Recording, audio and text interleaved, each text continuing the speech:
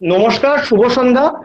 আজকে আমাদের association for discussion on society and politics এর আজকে আমাদের দ্বিতীয় ওয়েবিনার। আজকে আজকে আমাদের আলোচনা চক্রে আছেন একজন অত্যন্ত অত্যন্ত গুরুত্বপূর্ণ অতিথি। তবে আজকে আমাদের বিষয়বস্তু একটু আলাদা, এবং আমাদের আমাদের সাথে আজকে আমাদের সাথে আজকে রয়েছেন সপ্তর্ষি নাগ। সপ্তর্ষি নাগ ডব্লিউবিসিএস, উনি এই মুহূর্তে deputy secretary government of West Bengal. তো উনি ডেপুটি সেক্রেটারি পশ্চিমবঙ্গ সরকার, এবং শিলিগুড়ি মিউনিসিপাল কর্পোরেশনের উনি হচ্ছেন সেক্রেটারি। তার এছাড়াও উনি হচ্ছেন একজন মোটিভেশনাল স্পিকার, উনি হচ্ছেন একজন শিক্ষাবিদ, এবং উনি একজন লেখক। উনি উনি make it big, cracking government interviews in corporate style বলে একটি বইয়ের লেখক। তাছাড়া ওনার ওনার একটি অত্যন্ত উল্লেখযোগ্য কৃতিত্ব হলো ডাব্লিউবিসিএস বা পশ্চিমবঙ্গ সিভিল সার্ভিস পরীক্ষায় 2006-এর ব্যাচে উনি প্রথম স্থান গ্রহণ করেছিলেন। তো এটি অত্যন্ত একটি সম্মানের। তো শ্রী সপ্তর্ষি নাগকে আমাদের মধ্যে পেয়ে আমরা অত্যন্ত নিজেদেরকে অত্যন্ত মানে ভাগ্যবান মনে করছি। বলছি, আজকে আমাদের সভার বিষয় ডাব্লিউবিসিএস পরীক্ষা, এবং ডাব্লিউবিসিএস পরীক্ষা এবং ডাব্লিউবিসিএস চাকরি। ডাব্লিউবিসিএস সবাই হতে চায়, কিন্তু ডাব্লিউবিসিএস ব্যাপারটা কি, এটা নিয়ে আমরা সবাই স্যারের থেকে অনেক কিছু জানবো, এবং আশা করব যে আমরা এটা নিয়ে একটা ভালো একটি অত্যন্ত গুরুত্বপূর্ণ আলোচনা সভা হবে। তো আমরা ব্যাপারটা এরকম রেখি যে স্যার প্রথমে 15 মিনিট বলবেন, তারপরে আমরা প্রশ্নোত্তর পর্ব রাখবো। সেখানে একটা ইন্টারঅ্যাক্টিভ মোডে পুরো ব্যাপারটা আমাদের মধ্যে আলোচনা হবে। তো ছাত্রছাত্রীদের অনেক প্রশ্ন আছে, আমাকে অলরেডি পাঠানো হয়েছে সেই প্রশ্নগুলো। তো সেগুলো নিয়ে আমরা পরে আলোচনা করব। ছাত্রছাত্রীরা, স্টুডেন্টরা, তোমরা সবাই প্রশ্ন করবে স্যারকে। ওকে, স্যারকে প্রশ্ন করবে এবং আমরা আলোচনা করব। তো ওনাকে দেওয়ার আগে আমি বলবো আশিস স্যার, আপনি যদি কিছু বলেন। সপ্তর্ষি বাবু নমস্কার। আমি রাষ্ট্রবিজ্ঞান বিভাগের প্রধান, এবং যে ছাত্রছাত্রীদের দেখছেন তারা সবাই অলমোস্ট আমাদের সাথে ডাইরেক্টলি ইন্টারেক্টিং জড়িয়ে আছে। আপনি যে আপনার এরকম ব্যস্ততার মধ্যে আমাদেরকে সময় দিতে পেরেছেন, বেসিক্যালি ফর দি স্টুডেন্ট, মানে আমি অত্যন্ত খুশি, এবং আপনাকে ধন্যবাদ দেওয়ার ভাষা নেই। কারণ একটা জিনিস আপনাকে একটু মনে করিয়ে দেব যে আমাদের জেলা পিছিয়ে পড়া জেলা, আপনি তো মানে অ্যাওয়্যার অফ, এবং এখানে ধরুন ম্যাক্সিমাম ছাত্রী হচ্ছে ফার্স্ট জেনারেশন, অধিকাংশ অত্যন্ত বাড়ি থেকে আসা, যাদের আর্থিক অবস্থা, কিন্তু তারা স্বপ্ন দেখে। আমরা সেই স্বপ্ন দেখার আমাদের যেমন যোগাযোগ আমরা উৎসাহিত করি, কিন্তু আপনি যেহেতু এই বিষয়টার সাথে জড়িত, এবং আমি যদি আপনি এই বিষয়টিতে আপনি তাদের পাশে দাঁড়ান, তাই আপনাকে আমি অনুরোধ করবো আজকের এই অনুষ্ঠানটি আপনি বক্তব্য রাখুন, ছেলেমেয়েরা উপকৃত হোক। এবং আরেকটি অনুরোধ আমার থাকবে, আগামী দিন যদি আবার দরকার হয় আবার আপনাকে আমরা করবো। অবশ্যই অবশ্যই অবশ্যই আমরা অনেক অনেক ধন্যবাদ, এবং সবাইকে খুব সহকারে স্যারের প্রশ্ন করো, এবং আগামী দিনেও যদি সমস্যা থাকে আমি স্যারকে অনুরোধ করবো বিষয় নিয়ে।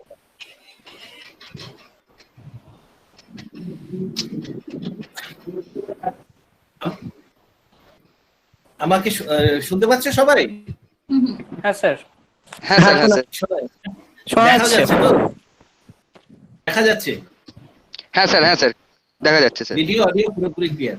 ওকে, প্রথমেই আমাদের স্যারেরা যারা আছেন, বিশেষ করে আমার কাছে মানে প্রত্যেকের নামটা আমি আশিস বাবু এবং নির্ঝর বাবুর সঙ্গে কথা হয়েছে, আশিস স্যারের কথা এখন শুনলাম, এছাড়া ম্যাডামরা আছেন, প্রত্যেককেই প্রথমে নমস্কার জানাবো, শ্রদ্ধাপূর্ণ নমস্কার। এবং আমাদের আমার সবচেয়ে যেটা ভালো লাগলো, সামহাও আমার কোথায় যেটা একটা মনে হচ্ছিল যে আজকালকার জেনারেশনের কাছে ছাত্রদের চোখে স্টুডেন্টরা কিরকম, কিন্তু এখানে যেরকম ভাবে অভিককে দেখছি, বাকিদেরকে দেখছি যে তাদের সঙ্গে যেরকম ভাবে ডিল করেন, আমাদের পুরনো স্মৃতিগুলোই তাজা হয়ে গেল। এবং সুতরাং প্রথমে প্রত্যেককে ধন্যবাদ জানাই যে এত সুন্দর ছাত্র এবং শিক্ষকের মধ্যে এত সুন্দর একটা সম্পর্ক, সৌহার্দ্যের সম্পর্ক, শ্রদ্ধার সম্পর্ক, এই সম্পর্কটা রাখাটা আজকের দিনে খুব জরুরি। কারণ এখন সবকিছু কিন্তু অন্যরকম আমরা দেখছি চারপাশে সমস্ত বিশ্ব জুড়ে, কিন্তু তার মাঝখানে এই যে শ্রদ্ধা সৌহার্দ্য এর বাতাবরণটা বজায় রাখা ইটস ভেরি ইম্পর্টেন্ট। এবং প্রথমেই বলি এই জন্য আপনারা সবাই মন ছুঁয়ে গেছে। ইদানিংকালে আমার মানে পশ্চিমবঙ্গের সমস্ত জেলা সমস্ত ছাত্রছাত্রীরা আমার খুব প্রিয়, কিন্তু তার মধ্যে সামহাও মুর্শিদাবাদ জায়গাটা আমার কাছে একটু আলাদা করে বেশি প্রিয় হয়ে উঠছে। কারণ মুর্শিদাবাদ সামহাও মানে অ্যাক্সিডেন্টালি ইনসিডেন্টালি আমি জানি না যে মুর্শিদাবাদ থেকে বহু ছেলেমেয়ের সঙ্গে ইদানিংকালে আমার যোগাযোগ হয়েছে, সে অনেক হোক বা ইদানিং আমি কিছু ইন্টারভিউ নিয়েছিলাম, মক ইন্টারভিউ, তার মধ্যে ওদের, এবং আমার দেখে মনে হয়েছে যে মুর্শিদাবাদকে আমরা আর পিছিয়ে যাওয়া জেলা, পিছিয়ে থাকা জেলা বলতে পারবোই না। মুর্শিদাবাদ এই মুহূর্তে অন্তত কম্পিটিটিভ এক্সামিনেশন সিভিল সার্ভিসের ক্ষেত্রে সবচেয়ে এগিয়ে থাকা বাজার, সবচেয়ে এগিয়ে থাকা জেলা। এবং এই ক্ষেত্রে আমি প্রথমেই মানে এর জন্য সবার আগে যে সম্মান শ্রদ্ধা সেটা প্রাপ্য, সেটা শিক্ষকদের। এবং আমার মনে হয় আপনাদের জন্য এটা সম্ভব হয়েছে, আপনারা যারা শিক্ষক আছেন তাদের জন্যই এই মুর্শিদাবাদ এতটা এগোতে পেরেছে।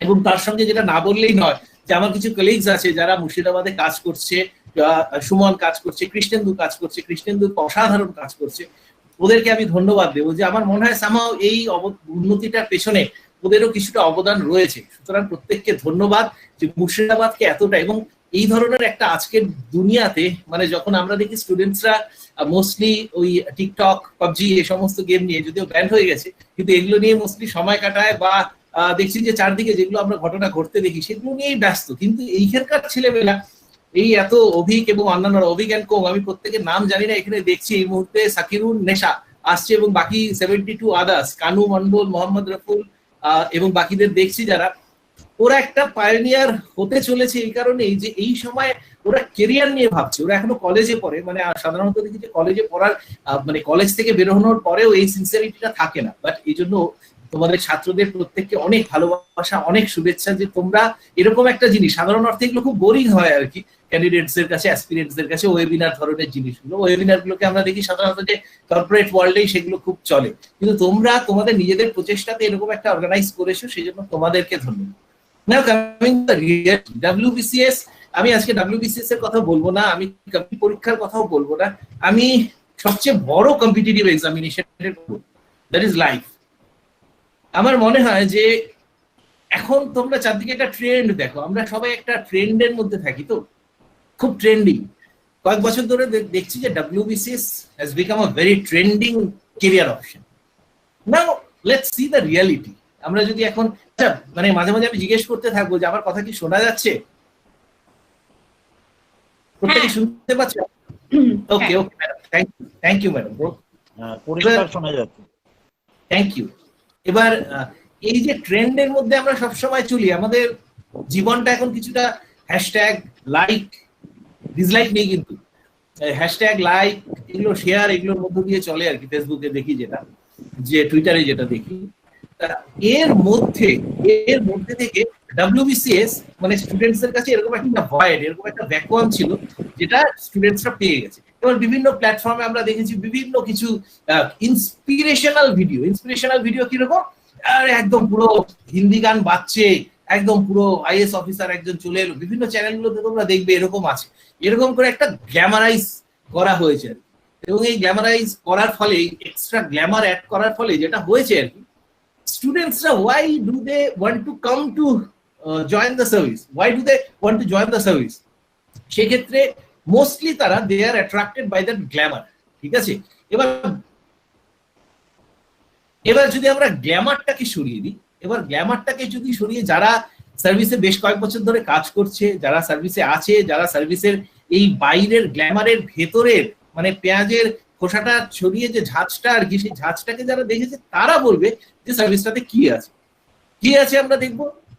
ভিডিওশিপের সময় আমরা বলি যে ভিডিও মানে বড় দুঃখের অফিসার, না আছে শনিবার, না আছে রবিবার, না আছে তার পরিবার। এরকম হয়েছে, আমার ব্যক্তিগত অভিজ্ঞতা বছর 10 আগের কথা। তখনকার দিনে আমরা দেখেছি যে রাত্রি 2টোর সময় আমাকে ঘুমোতে পারতাম না লিটারেলি, কারণ ফোন এসছে যে স্যার সীমান্তে গরু গরু আর কি যেটা পাচার হয়ে থাকে আর কি, সেই জায়গাটাতে কিছু পাচারকারী ধরা পড়েছে, ঠিক আছে, এবং সেক্ষেত্রে বিএসএফ এবং গ্রামবাসীদের মধ্যে সংঘর্ষ হয়েছে।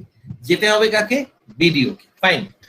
আমার একটা এক ভিডিওর গল্প একটা সিরিজ আছে, তার মধ্যে বলেছিলাম এফসিআই কর্পোরেশন থেকে ওই ফুড নিয়ে পালিয়েছে, যেতে হবে কাকে? বিডিওকে। ফ্লাড হয়েছে, কোনো এক্সটেনশন কোনো ডিপার্টমেন্ট কাউকে পাওয়া যাচ্ছে না, যেতে হবে কাকে? বিডিওকে এবং তার পুরো অফিসকে। রাত্রি 2-3টে আমরা মানে ওই স্পিড বোট করে আমরা রিলিফ পৌঁছতে যাচ্ছি, ঠিক আছে। যখন এই জিনিসগুলো দেখবে, পঞ্চায়েত ইলেকশন, তোমরা জানো পঞ্চায়েত ইলেকশনের গল্প। এবার পঞ্চায়েত ইলেকশনে গত বছর আমি অবজারভার হয়ে গেছিলাম একটি জেলাতে। যাই হোক, পঞ্চায়েত ইলেকশনের সময় আমার মনে হচ্ছিল এই যে একটা গ্ল্যামারাস সার্ভিসের আমরা কথা বলি, যে আসলে কি গ্ল্যামারটা আছে। সুতরাং once you enter the service, আমার মনে হয় তোমরা যদি গ্ল্যামারকে স্পর্শ করতে চাও তাহলে ইউ উইল বি ডিজার্টেড, এবং তুমি কখনোই জব স্যাটিসফ্যাকশনটা এই সার্ভিসে পাবে না। সুতরাং my first suggestion to all of you is that তোমরা সার্ভিসের গ্ল্যামারটাকে পুরো সরিয়ে দাও। এই সার্ভিসে এলে যেটা সত্যি কথা সেটা হলো যে এই সার্ভিসে এলে মেবি দিনের শেষে একটা গরিব দুঃখী মানুষকে তুমি সাহায্য করতে পারবে। That's true, that is there. প্রচুর মানুষ তারা সবসময় বীতশ্রদ্ধ থাকে। কেন? তার কারণ হলো তারা যখন একজন আধিকারিকের কাছে যায় তার আগে অনেকগুলো লেয়ার পেরোতে লাগে, অনেকগুলো স্তর পেরোতে লাগে। মানে তার বাইরের গ্রুপ ডি থাকে, ক্লারিক্যাল থাকে, স্যার ব্যস্ত আছেন, স্যার কিন্তু ব্যস্ত নেই।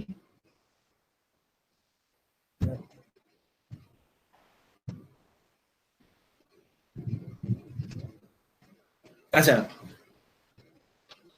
এবার স্যার কিন্তু ব্যস্ত নেই, কিন্তু একটু যদি কাইন্ডলি যদি মাঝখানে ইন্টারাকশন গুলো হয় তাহলে একটু পরে তোমরা ইন্টারাপ্টটা করো, তাহলে মানে ফ্লোটা থাকে।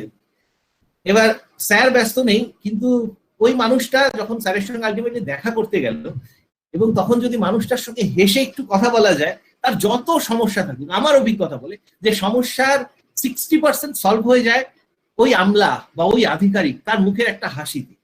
আমার জীবনে আমি দেখেছি যে আমি প্র্যাকটিক্যালি 20% প্রবলেমকে, আজ পর্যন্ত আমার 12-13 বছরের চাকরিতে 20% প্রবলেমকে আমি সলভ করতে পেরেছি। 20% প্রবলেমকে সলভ করতে পেরেছি, তার মানে 20%-20%-এর মতো প্রবলেমের কোনোদিন কোনো সলিউশন সম্ভব নয়, এবং 60% প্রবলেমটা প্রবলেমই নয়। সুতরাং অ্যাকচুয়ালি আমি প্রবলেমের ভেতরে ঢুকতে পেরেছি 20%-এর ক্ষেত্রে।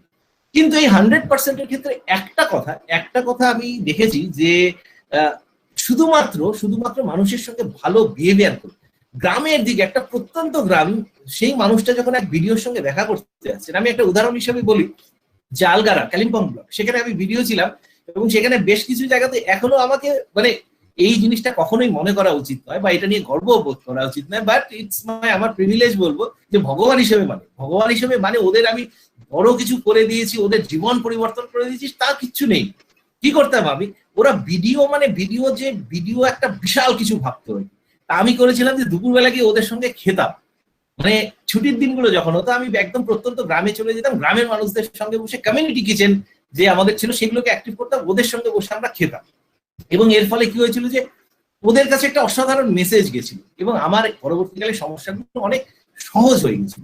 সুতরাং অ্যাডমিনিস্ট্রেটিভ সার্ভিসে আসতে যদি চাও এই গ্রাসরুট লেভেলের গন্ধটার জন্য আসো, নট বিকজ যে কোনো রকম বড় কিছু হয়ে যাবে।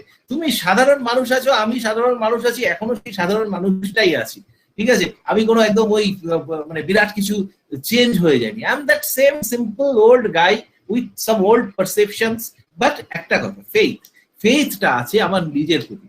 এবার আমরা যে কথাগুলো বলছিলাম আর কি, মানে পুরো একদম গাড়ির থেকে নামলো, পিছনে হুরুর দাবাং এরকম গান, ব্যাকগ্রাউন্ড মিউজিক চলছে, তার মধ্যে থেকে একজন সানগ্লাস পরে তোমার ওই যে আইপিএস অফিসার একজন নেমে এলো, এরকম করে কয়েকটা ভিডিও দেখেছি আমি। তা দেখে মনে হলো যে এইগুলো দেখে somehow people get attracted, but তোমার কাছে মানে if you are honest to yourself, if you are honest to the citizens, if you serve the society in the rightest manner, আমার মনে হয় যে তোমরা অনেক বেশি স্যাটিসফ্যাকশন পাবে। সুতরাং তোমরা এই সার্ভিসটা, এবং সবচেয়ে বড় কথা হলো যে তোমরা এখানে আছো প্রায় 80-87 জন এই মুহূর্তে জয়েন করে আসছো। ডাব্লিউবিসিএস এই গ্রুপে হয়তো 87টা পোস্টই থাকবে, তাহলে বাকিদের কি হবে? বাকিদের তো ফ্রাস্ট্রেশন চলে আসবে, ডিপ্রেশন চলে আসবে, তাহলে কোথায় যাবে তারা? সুতরাং আমি সবসময় বলবো be prepared for the biggest challenge, biggest battle, that is life. তোমরা পড়াশোনা যদি ঠিকভাবে করো তাহলে আমার মনে হয় আজকের ডেটে আমি বলতে পারি যে আমাকে একজন প্রশ্ন করেছিল, আমার ভাই শাগনিক এখানেই আছে, শাগনিক এবার আমাকে প্রশ্ন করে যে স্যার আপনি যদি WBCS না হতেন, আইএস না, মানে আইএস তো পরের নমিনেশন পেয়ে হবো, WBCS না হতেন কি হবো, মানে তাহলে হয়তো আমি অন্য কেরিয়ার চয়েস করতে লাগবো। বাট কারণ আই গট দ্যাট কনফিডেন্স, আমাকে কিন্তু একবারও ভাবতে লাগেনি যে আমি WBCS পাবো, পেতেই হবে, ওই জন্য আমি পড়ছি। এই থিওরিতে আমি বিশ্বাস করি না। তুমি নিজেকে প্রতিদিন উন্নত করো, every day you see a better version of yourself, তাহলে দেখবে যে সমস্ত প্রবলেম গুলো, সমস্ত চ্যালেঞ্জেস গুলো ওভারকাম হয়ে যাচ্ছে। তোমার তোমার ইটস আ জার্নি, এবং জার্নিটার মধ্য দিয়ে তুমি প্রত্যেক দিন নিজেকে সমৃদ্ধ করো। আমি একটা গল্প আমার ভিডিওর মধ্যে বলেছিলাম যে একটি বাচ্চা ছেলে, মানে 10-12 বছরের বাচ্চা, তার বাবার সঙ্গে ট্রেনে যাচ্ছিল আর কি। ট্রেনে যেতে যেতে চারদিকে তাকাচ্ছে এবং বলছে বাবা গাছ, বাবা নদী, বাবা আকাশ, এরকম কথা বলছে। তখন উল্টো দিকে একটা লোক খুব বিব্রত বোধ করছে, বলছে বাবা ওই যে বৃষ্টি পড়ছে, বাবা পাখি উড়ে যাচ্ছে। তখন লোকটি বলছে যে শুনুন, আপনি কিছু মনে করবেন না, আপনার ছেলেকে বোধহয় ডাক্তার দেখানো উচিত। তখন বাবা তাকে উত্তর দিল, কেন? বলে মনে হয় যে ওর মানসিক বিকাশটা সম্পূর্ণ হয়নি, তো ওকে মনস্তত্ত্ববিদকে দেখানো উচিত। তখন বাবা বললেন যে ও এতদিন দৃষ্টিহীন ছিল, আজকে জীবনে প্রথম দৃষ্টিটাকে ফিরে পেল, তাই ও এনজয় করছে। এবার সেই ছেলেটা কিন্তু প্রত্যেকটা জিনিসকে এনজয় করছিল প্রথম দেখার মতন। আমরা যদি জীবনটাকে এরকম ভাবে দেখতে পারি, প্রত্যেকটা সাবজেক্টকে যদি এরকম করে ভালোবাসতে পারি, তাহলে দেখবে যে লাইফ তোমাকে কোনো দিন খালি হাতে ফেরাবে না। সুতরাং আজকে আমি তোমাদের প্রত্যেককে বলবো যে তোমরা WBCS এর জন্য, আইএস এর জন্য, এগুলোর আগে তোমরা জীবনের জন্য তৈরি, কম্পিটিটিভ পরীক্ষার জন্য তৈরি, সৎভাবে প্রত্যেকটা সাবজেক্টকে অ্যাপ্রোচ করো। WBCS সিলেবাস নিয়ে বসো বা CGL এর সিলেবাস নিয়ে বসো। জানি যে তোমাদের অনেকগুলো ক্ষোভ রয়েছে, সবকিছু রয়েছে। আজকে আমার মানে ক্ষোভটার সেটাকে প্রশমন করতেও আমি আসিনি, কিন্তু অনেকে কিন্তু চাকরি পাচ্ছে, এবং অনেক সময় তোমার মানে you have to know what your dream is. তুমি যদি ট্রেন্ড দেখে, তুমি যদি গ্ল্যামার দেখে তোমার নিজের স্বপ্নের নির্ধারণ করো, তাহলে আমার মনে হয় জীবনের মাঝ বয়সে পৌঁছে তোমার চেয়ে হতাশ কেউ থাকবে না। সুতরাং try to find your passion. তোমার ভেতরে হয়তো প্যাশন আছে, তুমি ভালো একজন ছবি আঁকিয়ে হতে পারো, তোমার ভেতরে প্যাশন আছে, তুমি গায়ক হতে পারো, বাট আমরা সবাই ছুটছি ওই লক্ষ্যের পিছনে। অনিন্দ বলে একটি ছেলে এবার WBCS গ্রুপ সি তে আমার কাছে ইন্টারভিউ দিয়েছিল, এবং ও ছিল, he was a cricketer, he is a cricketer, but ও ছুটছে WBCS এর পিছনে, গ্রুপ সি ইন্টারভিউ দিয়েছে। তা আমি বললাম যে কেন, কিসের পিছনে ছুটছো? তোমার তো ছোটার কিছু নেই, তোমার সবচেয়ে বড় অস্ত্র যেটা আছে সেটা আমাদের কারো কাছে নেই। কি সুন্দর ছিপছিপে চেহারা ছেলেটার, কি সুন্দর মানে জীবন, মানে হেরে যখন মানে পায়নি গ্রুপ সি তে, তারপরে কি সুন্দরভাবে চ্যালেঞ্জটাকে অ্যাকসেপ্ট করেছে। তাহলে he is the biggest winner, biggest Victor. আমরা সবসময় সাকসেসফুলকে নিয়ে কথা বলি, আমি তো এবার ঠিক করেছি যে যারা সাকসেস পায়নি শুধু তাদেরকে নিয়েই কথা বলবো। সাকসেস পাওয়া মানুষকে নিয়ে মানে মাতামাতি নাচানাচি করার জায়গা অনেক কিছু আছে, আমার জায়গাটা থাকুক না ফেলিয়ারদের জন্য। এখন থেকে আমি এই মানুষগুলোকে সামনে আনবো, ঠিক আছে? সুতরাং আমার তোমাদের প্রত্যেককে একটা কথা, যে জার্নিটাকে খুব সুন্দর করে এনজয় করো। জার্নিটাকে আমার মনে হয় আজকের ডেটে মানে ধরো পুরো সিলেবাসটাতে যতগুলো সাবজেক্ট রয়েছে, আমার মনে হয় তার মধ্যে ওই যে মানে টপার, এগুলো কথা খুব মানে আমার মানে এখন মনে হয় টপারটা is kind of insult to me আর কি। I don't want to be a topper, or I don't feel any pride if I hear যে আমি টপার। ঠিক আছে, আমার বেশ কিছু জায়গাতে হয়তো টপার লেখা আছে, কিন্তু সেটা টপার টক্স এর শুরুর দিকের ওই চ্যানেলটা একটু সবার কাছে পৌঁছবে, এবং এই টপার এই জিনিসগুলো শুনলে লোকে ভালো আর কি দেখে। এবং সবচেয়ে বড় কথা যেটা এটা দিয়ে মনে পড়লো, যে তোমাদের পারসিভিয়ারেন্স থাকাটা ইজ ভেরি ইম্পর্টেন্ট, পেশেন্স থাকাটা ইজ ভেরি ইম্পর্টেন্ট। এই টপার টক্স চ্যানেলটা আজকে এত বড় জায়গায় পৌঁছেছে। অসিত কুমারের প্রেজেন্টেশনটা শুনবো আমরা একটু পরে শুনবো। আচ্ছা, এবার টপার টক্স আজকে এত বড় জায়গাতে পৌঁছেছে, কিন্তু টপার টক্স এর শুরুর দিকে মনে আছে যে টপার টক্স এর ভিউ আসতো, চ্যানেলের ভিউ আসতো 15টা, এবং 15টার মধ্যে 13টা ভিউ আমার নিজেরই ছিল আর কি। আমি নিজে বারবার খুঁচিয়ে দেখতাম যে ভিউ বাড়লো কিনা, ওরকম করে ভিউ বাড়াতাম। তারপরে যখন টপার টক্স বেড়ে গেল, তখন আমি আর ভাবতে পারিনি যে এত তাড়াতাড়ি এত ভাবে বাড়বে। বাট আমি কখনোই মানে এমন কিছু করিনি যে ওই টমাটক্সকে প্রচন্ড বড় সড়ো চ্যানেল করে দিতে হবে। Make it big best seller হওয়ার জন্য আমাকে আলাদা করে কিছু করতে হয়নি, শুধু মেক ইট বিগ এর প্রসেসটাকে এনজয় করতে হয়েছিল। Make it big become a best seller. আমি কখনোই মাথার মধ্যে এটা লিখে নিইনি যে ওরে বাপরে প্রচন্ড গ্ল্যামার, আমি গিয়ে বই এরকম ভাবে ইনঅগারেট করছি। আমার অনেক স্কোপ ছিল, আমি কিন্তু কোনো জায়গাতে মেক ইট বিগ এর ইনঅগারেশন করিনি। আমি মেক ইট বিগ এর ইনঅগারেশন করেছিলাম তোমাদের সঙ্গে ইউটিউব চ্যানেলে, তোমরা দেখে নেবে। 15ই আগস্ট 12টার সময় আমি মেক ইট বিগ ইউটিউব চ্যানেলে ইনঅগারেট করেছিলাম, ঠিক আছে? সুতরাং just enjoy the process, enjoy the journey, সিস্টেমটাকে আপডেট করতে থাকো, তাহলে দেখবে যে ওয়ান ডে তুমি সমস্ত WBCS কেন, CGL কেন, সমস্ত ইউপিএসসি কেন, আমরা তো ইউপিএসসি নিয়ে ভাবি না বেঙ্গল থেকে, বাট আমার মনে হয় বেঙ্গল যেদিন ইউপিএসসি নিয়ে ভাবা শুরু করবে, WBCS টা যেরকম বেঙ্গলে এখন ট্রেন্ডে হয়েছে, যেদিন ইউপিএসসি বেঙ্গলের ট্রেন্ডিং কেরিয়ার হবে, সেদিন দেখবে যে ইউপিএসসি তে এই যে দিল্লি, কেরল, হায়দ্রাবাদ, পাঞ্জাব, বিহার এদের যে ডমিনেন্সটা রয়েছে সেটা শেষ হয়ে যাবে। Because Bengal has most talents in entire West Bengal. এটা আমি লিখে দিতে পারি যে বাঙালিদের চেয়ে বেশি ট্যালেন্ট, মেধা কারো নেই। বাঙালি যেদিন ইউপিএসসি নিয়ে সিরিয়াসলি ভাবা শুরু করবে, প্রত্যেকটা স্টেট, প্রত্যেকটা রাজ্য ফেড হয়ে যাবে। কিন্তু আমরা এখনো ভাবছি না, এখন আমরা শুধুমাত্র WBCS এর পেছনে দৌড়াচ্ছি। যে ছেলেমেয়েগুলো WBCS এর পেছনে দৌড়াচ্ছে তাদের মধ্যে অন্তত 5% ছেলেমেয়ের, অন্তত মিনিমাম তাদের উচিত ইউপিএসসির স্বপ্নটাও দেখা। আমি তাদের তাই বলি যে স্বপ্ন দেখা বন্ধ করো না, হবে WBCS হবে। If you aim for the sun, even if you miss, you will be landing on the moon. সুতরাং তোমরা বড় স্বপ্ন দেখতে থাকো, কিন্তু ওই কোনো কন্ডিশন রেখো না। আর পুরো জার্নিটাকে, পুরো প্রসেসটাকে এনজয় করো। লাইফ একটাই, সেই জীবনটাকে তাড়িয়ে তাড়িয়ে উপভোগ করো। এবং আজকের ডেটে আমার মনে হয় যে মেবি আমি 20% ইকোনমিক্সে আমার একটু পার্সোনাল মানে খুব ইন্টারেস্ট রয়েছে, বা পলিটির ক্ষেত্রে পার্সোনাল ইন্টারেস্ট রয়েছে বলে আজকে হয়তো একটু সামান্য একটু এনরিচড হয়েছি। বাট বাকি যারা মানে বাকি যে সাবজেক্ট গুলো রয়েছে, হিস্ট্রিটা আমার অপশনাল ছিল বলে হয়তো তাতে আছে। কিন্তু আমার মনে হয় যে এই প্রিপারেশনের সময়টা was the best time to prepare for the biggest battle, biggest challenge that is life. সুতরাং তোমরা প্রত্যেকটা সাবজেক্টকে ভালোবেসে পড়ো, পরীক্ষায় ক্লিয়ার করতে হবে এই ভেবে পড়ো না। তোমাদের অনেকেরই আমি একটা বক্তব্য শুনি যে শুরুর থেকে, একজনের সঙ্গে আমি কালকে কথা বলছিলাম, তাকে জিজ্ঞেস করলাম যে কি কি পড়েছো, বলছে যে স্যার এই বইটার মক টেস্ট গুলোকে সব সলভ করেছি। আমি বলছি কিছু পড়োনি, বলছে না পড়িনি, মক টেস্ট সলভ করেছি। সুতরাং if this is the approach, তাহলে তুমি না চাকরি পাবে, না তুমি লাইফটাকে এনজয় করবে। তোমার মনে হয় you should quit the battle.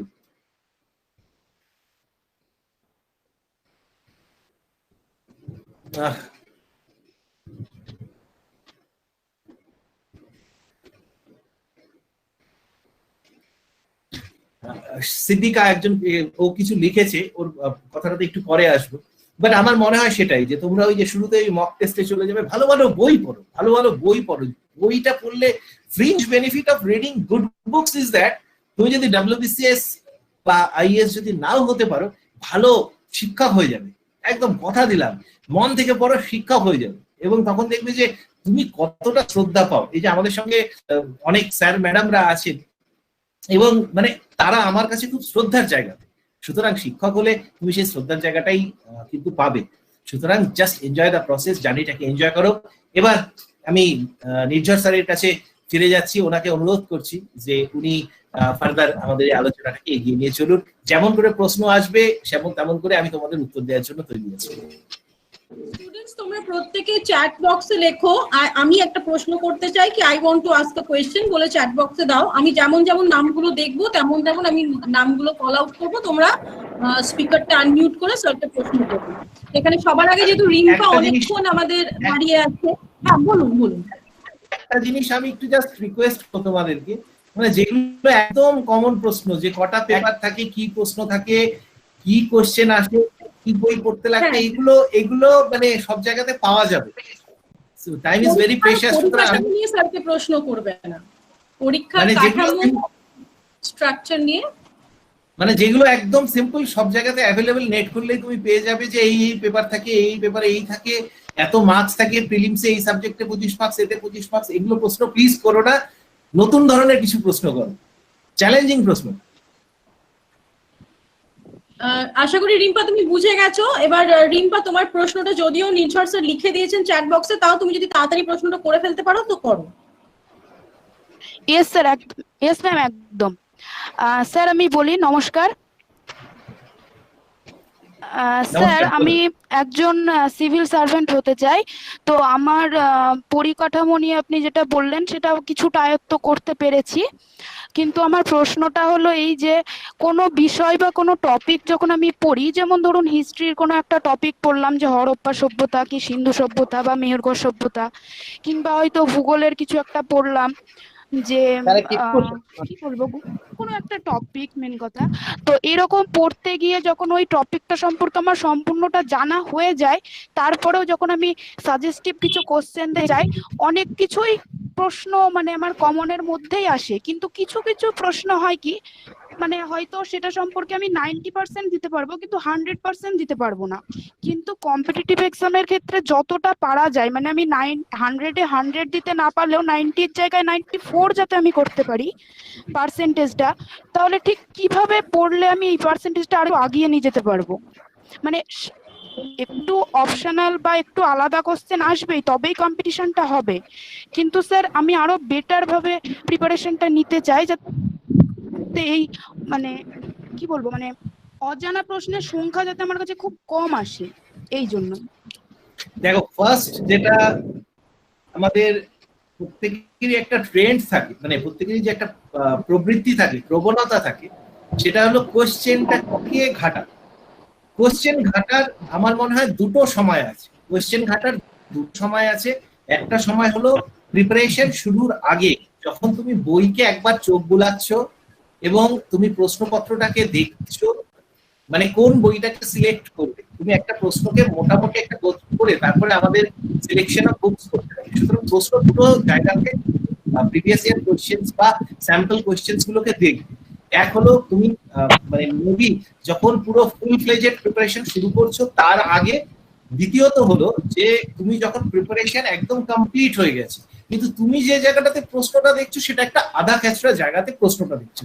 Maybe একটা বইকে তুমি পড়ে নিয়েছো, একটু মোটামুটি করে পড়ে নিয়েছো, পড়ে নিয়েই তোমার, এটা আমাদের প্রবৃত্তি, এটা আমারও ছিল, কিন্তু আমাদের সময় মানে যেহেতু অবজেক্টিভটা মেইনস এর ক্ষেত্রে কম মানে থাকতো না, সেক্ষেত্রে আমাদের এই সমস্যাটা ছিল না।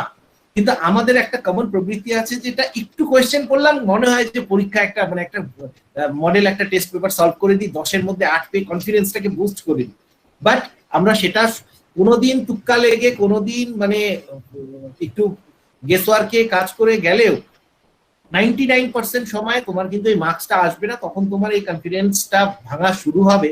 সুতরাং আমার মনে হয় কোয়েশ্চেনটাকে আনলেস তুমি, আমি বলবো যে প্রথম বইটাকে তুমি বারবার করে পড়ো, বাট যখন তুমি কনফিডেন্সটা তোমার মানে একদম সম্পূর্ণ কনফিডেন্ট যে ওই বইটাকে তুমি পড়ে নিয়েছো, you can consult, you can refer to other books, এবং সেই বইগুলোকে কিভাবে পড়বে, তুমি প্রথম বইয়ের রিভিশন দিচ্ছ, নতুন পয়েন্টস গুলোকে তুমি হাইলাইট করছো, ঠিক আছে? তাহলে তোমার প্রথম বইয়ের রিভিশন, কারণ তুমি একটা বইকে যদি মানে দুটো জায়গার থেকে পড়ো, তুমি ডিএনঝার থেকে পড়লে আবার পুনাম দালাল থেকে পড়লে, সেক্ষেত্রে দুটো জায়গা থেকে পড়লে তুমি ডিএনঝার ইনফরমেশনটাকে প্রথমে নিয়ে সেটাকে যখন পরের বইটাতে যাচ্ছ, তুমি তার রিভিশন ডিএনঝার ইনফরমেশন গুলোকে খুঁজে নিচ্ছ, যে সেগুলো আছে সেগুলো রিভিশন হলো, নতুন ইনফরমেশনকে স্ক্যান করছো। এরকম ভাবে যখন প্রস্তুত হবে, আমার মনে হয় তোমার তারপরে কোয়েশ্চেন্সটা দেখা উচিত। আমরা সবাই যেটা ভুল করি যে বারবার করে আমরা কোয়েশ্চেনটা দেখতে গিয়ে গন্ডগোল করে দিই। কোয়েশ্চেন দেখার জন্য তুমি ছেড়ে দাও, কোয়েশ্চেন দেখার জন্য পরীক্ষার প্রিপারেশনের আগে 3 মাস আগের থেকে কোয়েশ্চেনটাকে দেখো, নলেজটাকে বাড়াও, ইনফরমেশনটাকে বাড়াও। কোয়েশ্চেন এমনিতেই পেরে যাবে, বাট কোয়েশ্চেন দেখে তুমি নলেজকে বাড়াতে যেও না, নলেজ দেখে নলেজটাকে বাড়িয়ে তারপরে কোয়েশ্চেন দেখো। এটাই আমার সাজেশন। হ্যাঁ স্যার, একদম। আমি মানে যতগুলো বই পারবো কোনো একটা টপিকে, সেটা সম্পূর্ণ নলেজটাকে একবার করে পরের বইটায় যাওয়া উচিত এবং তারপরে কোশ্চেন পেপারে যাওয়া উচিত। কিন্তু স্যার আমার ভয় করে, মানে আমি ভয় করে বলতে আমি এরকম অনেকবার করেছি, তারপরেও না একটা দুটো আমার মানে আনকমন থেকেই যায়। এবার ভয় লাগে কি যে কখনো একটা আমি সব যদি তুমি কমন পেয়ে যেতে, তাহলে যারা কোশ্চেন বানাতে বসে আছে তাদেরকে, তারাও তো মানে কাজ করা, তাদের তো ওইটাই কাজ না। তারা যদি সব এমন কোশ্চেন দিয়ে আমরা সবাই পারবো, কেউ নেই। মানে মানে আমাদের পক্ষে সম্ভব নয় সমস্ত কোয়েশ্চেন পারা, তোমাকে পারতে লাগবে না সব। হ্যাঁ স্যার, সবকিছু পারতে একদম লাগবে। একদম একদম ঠিকই বলেছেন। তাও মানে ভয় লাগে, এখনো আমি 3rd ইয়ারের স্টুডেন্ট, আমি কোনো এক্সাম দিইনি তুমি সার্ভিসের। এখনো যে 3rd ইয়ারে পড়তে পড়তে এতটা অ্যাডভান্স হয়ে গেছো, সেটার জন্য তোমাকে কংগ্রাচুলেশনস, ঠিক আছে? এবং thank you sir, thank you so much. ঠিক আছে, স্যার একটা কোশ্চেন ছিল। আমরা একটু পরবর্তী প্রশ্ন যার আছে তাকে একটু সুযোগ দিই, কারণ উনার সময় কম এবং আমাদেরও তো একটা স্বল্প। 1 second ma'am, ma'am please 1 second, আমার দুটোই কোশ্চেন আছে, মানে আর একটা। স্যার বলছিলাম আমি অপশনাল সাবজেক্ট হিসাবে দুটো চুজ করেছি, মানে দুটো সাবজেক্ট আমার খুব ভালো লাগে পড়তে, একটা হলো জিওগ্রাফি, একটা হলো পলিটিক্যাল সায়েন্স।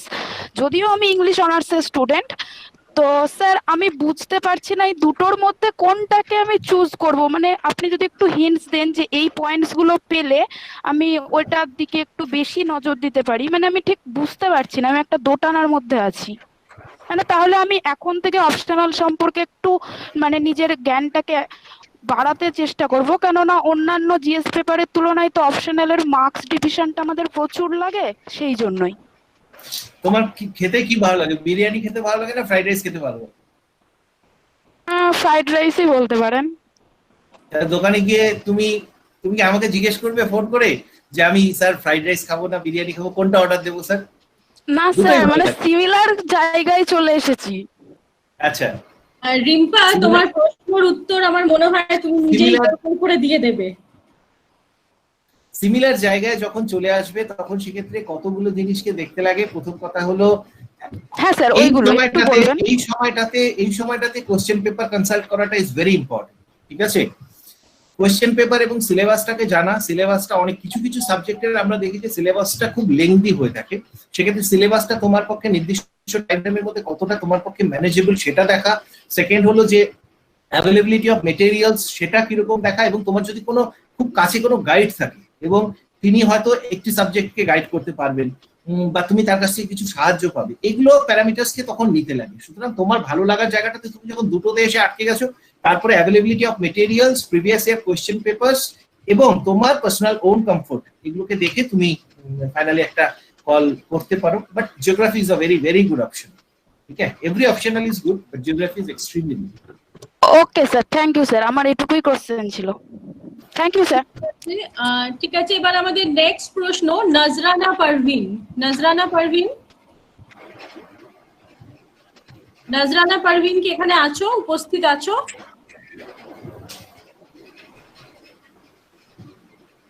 নজরানা পারভিন নেই। নেক্সট প্রশ্ন অঞ্জন চ্যাটার্জি। অঞ্জন চ্যাটার্জি, অঞ্জন চ্যাটার্জি।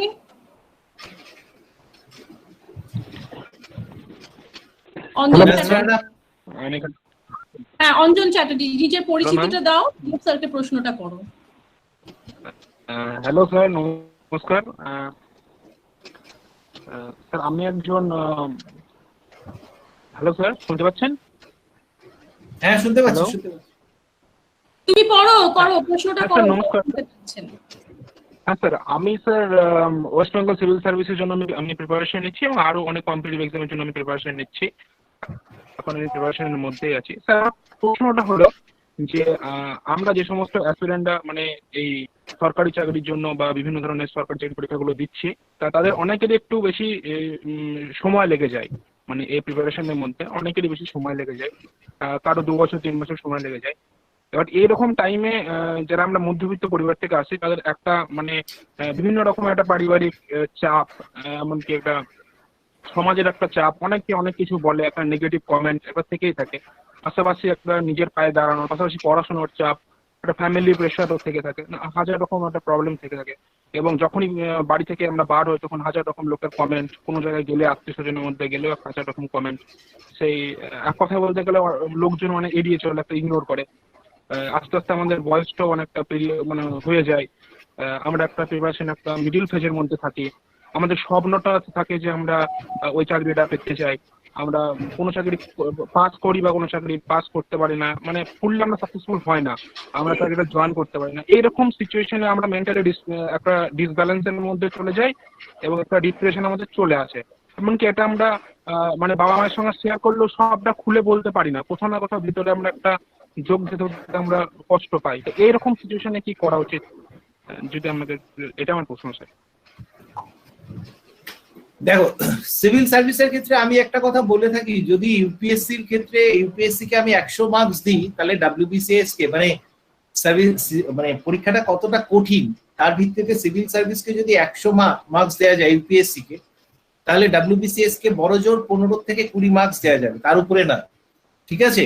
সুতরাং ডাব্লিউবিসিএস এর প্রিপারেশন নিতে গিয়ে তোমার যদি মনে হয় যে দুটো চ্যালেঞ্জ প্র্যাকটিক্যালি আছে, দুটো চ্যালেঞ্জ হলো, প্রথম কথা তোমার পরীক্ষা পড়াশোনাটা কিরকম, সিলেবাসটা কতটা কঠিন, সেটাকে ম্যানেজ করা যায় কি। তাহলে আমি বললাম যে 100-র মধ্যে যদি ইউপিএসসি যদি 100 হয়ে থাকে, তাহলে সেক্ষেত্রে 15 নাম্বার হলো ডাব্লিউবিসিএস। ঠিক আছে? ডাব্লিউবিসিএস কাঠিন্যের বিচারে। কিন্তু কিন্তু যে জায়গাটাতে আমার মনে হয় যে সবচেয়ে বেশি তোমার মানসিকভাবে প্রস্তুতি দরকার, এবং এইটা কিন্তু মনে রাখবে যে it's actually a scientific thing. দেখো, একটা সিভিল সার্ভিসের প্রিপারেশনের ক্ষেত্রে বা তোমার right from the date of notification to joining আদর্শ সময় হচ্ছে 2.5 বছর। আমি জানি এই প্রসেসটা লেংদি এবং এটা কমলে খুব ভালো হয়, কিন্তু এই 2.5 বছরটা কিন্তু তোমাকে অ্যাকচুয়ালি ভবিষ্যতের একজন ব্যুরোক্র্যাট হিসেবেই তৈরি করে দেয়, এবং ইটস অ্যাবসলিউটলি সায়েন্টিফিক। আমার একটা উদাহরণ দিই, আমি 2005 সালের সেপ্টেম্বর মাসে নোটিফিকেশন বেরোলো, আমি 2006 সালের জানুয়ারি ফেব্রুয়ারিতে প্রিলিমস দিলাম, তারপরে সেপ্টেম্বর মাসে 2006 সালে মেইন দিলাম, 2007-এর আগস্টে ওই পরীক্ষার ইন্টারভিউ দিলাম, 2007-এর নভেম্বরে রেজাল্ট বেরোলো, 2008-এর মার্চে আমি সার্ভিসে জয়েন করলাম। তাহলে নোটিফিকেশন থেকে জয়েনিং পর্যন্ত সময় কত লাগলো? এক্স্যাক্টলি 2 বছর 6 মাস। এই 2 বছর 6 মাস তুমি কি করে অতিক্রম করবে, এটা একটা পরীক্ষার জন্য। যদি এবার দুটো পরীক্ষা হতে থাকে, তাহলে এই মানে তারপরের ফেজটা চেঞ্জ হতে থাকবে, মানে এরপরে 1 বছর করে অ্যাড হতে থাকবে। এবার তাহলে তুমি মানে আলটিমেটলি যদি দুটো পরীক্ষা দাও, তাহলে সেক্ষেত্রে তোমার সময় লাগছে 3.5 বছর, 3টে দিলে 4.5 বছর, মাঝখানে সময়টা কমন হয়ে যাচ্ছে। এবার পরীক্ষা কিন্তু কঠিন নয়, পরীক্ষা ইজ ম্যানেজেবল, বাট তুমি নিজেকে কিরকম ভাবে ফোকাসড রাখবে, তোমার সবচেয়ে কঠিন ওই 100-র মধ্যে বাকি 85 হচ্ছে এই জায়গাটা, যে ওই সময়টাতে তুমি নিজেকে কিভাবে মোটিভেটেড রাখবে, ফোকাসড রাখবে। আমার মনে হয়েছিল, আমার প্রথম থেকে মনে হয়েছিল যে আমি যখন চ্যানেলটা শুরু করি তার আগে আমার মনে হয়েছিল যে ওই যে 15 মার্কস যেটা সিলেবাসটা কোথা থেকে পড়বো, কি কি বই পড়বো, কি কি মেটেরিয়ালস পড়বো, আমার মনে হয় দ্যাট ইজ ম্যানেজেবল। ওই 85%-এর জন্য আমার মনে হয়েছিল যে আমার হেল্প করা উচিত, এবং সেই জায়গাটাতে ফোকাসড থাকো, মোটিভেটেড থাকো, ভালো বই পড়ো। কে কি বলছে এগুলো নিয়ে আমি অনেক কথা বলেছি, দেখো কে কি বলছে, আফটারঅল মানে at the end of the day তুমি রাত্রিবেলা যে ভাতটা খাবে আর কি, তাতে তোমার প্রতিবেশী কত টাকা কন্ট্রিবিউট করেছে, ঠিক আছে? করেছে 1 টাকা না sir.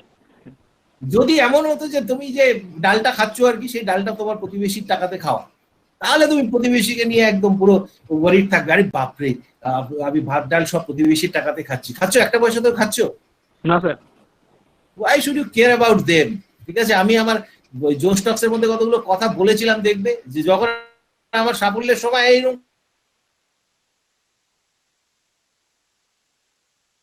last thing you should be bothered about is your neighbor or তোমার আশেপাশের লোক। ওই জীবনে আলটিমেটলি দেখবে যে কয়েকটা লোকই বদার থাকবে, তারা হলো তোমার বাবা মা, বাড়িতে যদি কেউ থাকে, তোমার ফ্রেন্ডস কয়েকজন, খুব লিমিটেড, সকলেই নয়। এই যে 97 জন আছে, তুমি কি ভাবছো যে 97 জনের মধ্যে তোমার দুঃখে তোমার বিপদে এই বাকি 96 জন এসে একদম দাঁড়াবে? কেউ না, 2 থেকে 3 জন দাঁড়াবে। সবার আগে নিজের কথা ভাবো, নিজেকে কি করতে লাগবে ভাবো। ম্যাক্সিমাম লোক 95% লোক হারে ওই 2.5 বছরের লড়াইটাতে, কি কথা শুনতে লাগবে প্রত্যেকে। আমার কাছে এখনো সবচেয়ে বেশি, ইভেন সাকসেসফুল মানুষদেরও সবচেয়ে বেশি ফোন আসে, বাকিরা কি বলছে, বাকিরা তো আমাকে এইটা বললো, ঠিক আছে, এই কথাটা সবচেয়ে বেশি শুনতে লাগে। আমি বলি একটা পয়সাও খাও, ঠিক আছে, ইন্টারনেটটা করছো, ইন্টারনেটটা কি প্রতিবেশীর পয়সায় করছো? বইটা তোমাকে যে বইটা কিনতে লেগেছে ডাব্লিউবিসিএস এর জন্য, সেই বইটা তুমি লক্ষ্মীকান্তের বইটা কি তোমার পাশের বাড়ির রতন কাকু কিনে দিয়েছে? তাহলে why should you be worried, bothered about them? ঠিক আছে? তুমি জাস্ট যে কোনো কথাগুলোকে বলবে না, সেই কোনো কথাগুলোকে একটা মানে forgive the enemy but never forget their name, এই কথাটা মনে রাখ, ঠিক আছে? তারপরে যখন ভালো হবে, ঠিক আছে, তোমার এই ক্ষমাশীলতাই তোমাকে মহান করে দেবে, ঠিক আছে? আমি সবাইকে বলবো, আমাকে একজন এসেছিল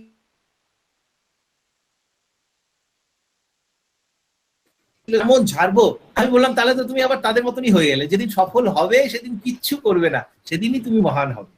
এই রাগটাকে প্রশমন করাটা, ঠিক আছে, এগুলোকে নিয়ে ভাবাই বন্ধ করে দাও, আশেপাশে কি ঘটছে এগুলোকে ভাবাই বন্ধ করে দাও। ওই 2.5 বছরের জন্য তোমার সবকিছু, তোমার ওই পরীক্ষা, তোমার ওই বই, ঠিক আছে। আমার সত্যি কথা বলছি, আমি জানি না এটার কোনো সায়েন্টিফিক কোনো মানে কিছু নেই, বাট বই মাথায় দিয়ে ঘুমোলে মানে ব্রেনের সঙ্গে বইয়ের কানেকশনটা খুব ভালো হয়। এগুলো করো না, ঠিক আছে। ওই প্রতিবেশী ভুলে যাও, ঠিক আছে, বইয়ের সঙ্গে ঝগড়া করো। Thank you sir. Sorry to disturb, কিন্তু আমার বাড়ি কাজই হচ্ছে, এটা একটু মাঝে মধ্যে একটু আপনাদের একটু বিব্রত করা সময়ের জন্য। মা, আমার আরেকটা কোশ্চেন করতে পারি কি? না, আরেকটু দাঁড়াও, আমাদের সময়টা খুবই কম, যদি টাইম থাকে লাস্টে তোমাকে আবার সময় দেওয়া হবে, ঠিক আছে? Thank you. আচ্ছা, একটু সঙ্গে থাকো, সময় থাকলে তোমাকে পরে আবার সুযোগ দেবো। নাজরানা পারভিন বলে একটি ছাত্রী, ও যান্ত্রিক গোলযোগের কারণে আপনাকে সরাসরি প্রশ্নটা করতে পারছে না, লিখে দিয়েছে, আমি প্রশ্নটা আরেকবার পড়ে দিচ্ছি। ও 2019-এ গ্রাজুয়েশন কমপ্লিট করেছে, করে ও এখন WBCS এর প্রিপারেশন নিচ্ছে। ওর প্রশ্ন হচ্ছে যে প্রিপারেশন নেওয়াকালীন যে মানসিক দ্বন্দ্ব বা কনফিউশন মনে উদয় হচ্ছে, সেগুলোর সাথে কিভাবে ও জুঝবে, সেগুলোর সলিউশনও কি করে করবে, মানে মেন্টাল কনফিউশনের ক্ষেত্রে। মেন্টাল কনফিউশনটা আমি কিছুটা, এই প্রশ্নটার উত্তর কিছুটা আমি আগেরটার মধ্যেই দিয়ে দিয়েছিলাম, যে মেন্টাল কনফিউশন গুলোর একটা কারণ হয়ে থাকে যে চাপটা, পারিপার্শ্বিক চাপের জন্য একটা মেন্টাল কনফিউশন হয়ে থাকে, এবং সেটা যদি মানে ওভারকাম হয়ে যায়, সেই কনফিউশনটা হচ্ছে আর ইউ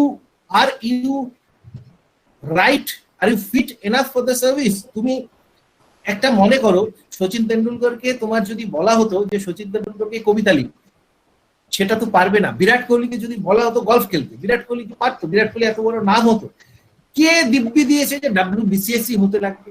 তুমি তো মানে অন্য কিছু, অন্য প্রফেশনেও তো যেতে পারো, তুমি তো একটা প্রাইভেট কোম্পানিতেও কাজ করতে পারো, তুমি তো এয়ারলাইন্সে যেতে পারো, ঠিক আছে।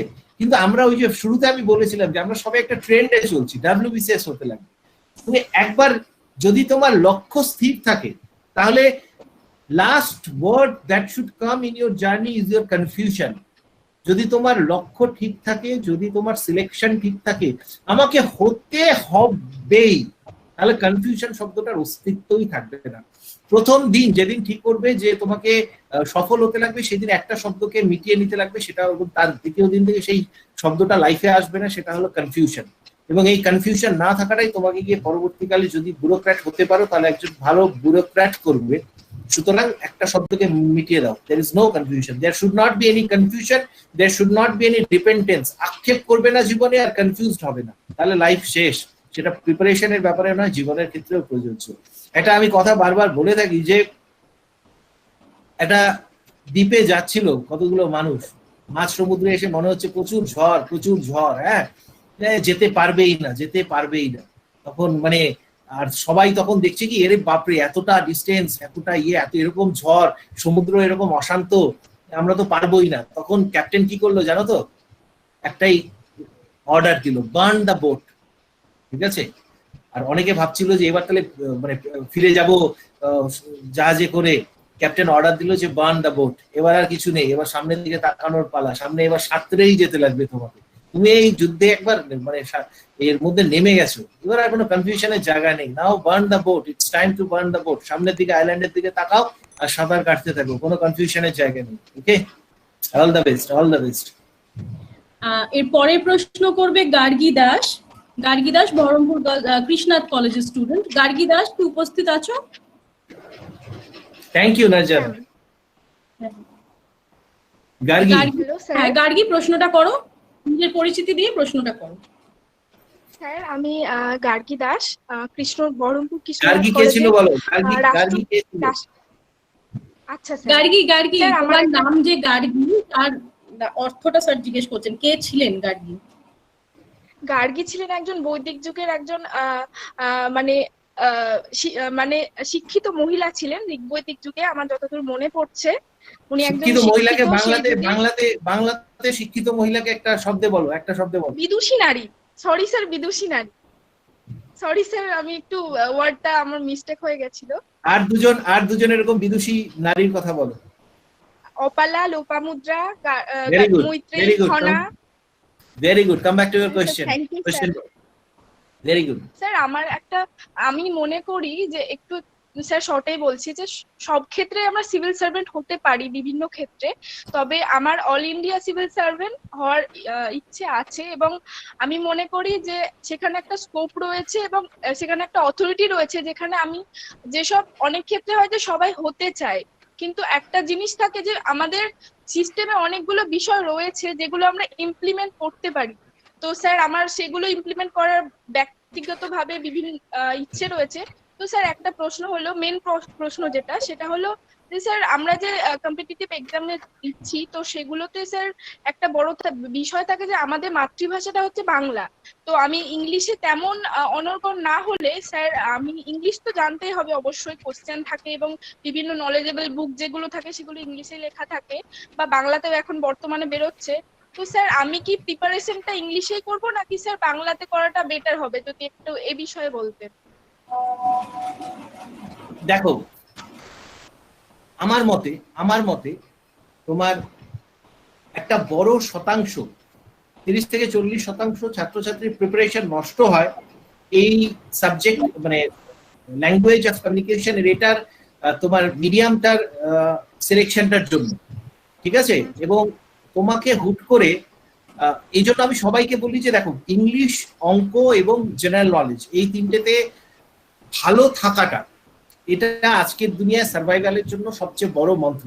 ইংরেজি, অঙ্ক এবং যে যতই কথা বলুক, ঠিক আছে, যখন পরীক্ষা থেকে তুমি পারবে না, সে লোকটি পাশে দাঁড়াবে না যে তোমাকে বোঝাচ্ছে যে ইংলিশে পড়িস না, বাংলায় পড়, ঠিক আছে? অবশ্যই বাংলায় পড়বে, বাংলায় পণ্ডিত হবে, but at the same time সব ভাষাকে জানবে। কেন জানবে না?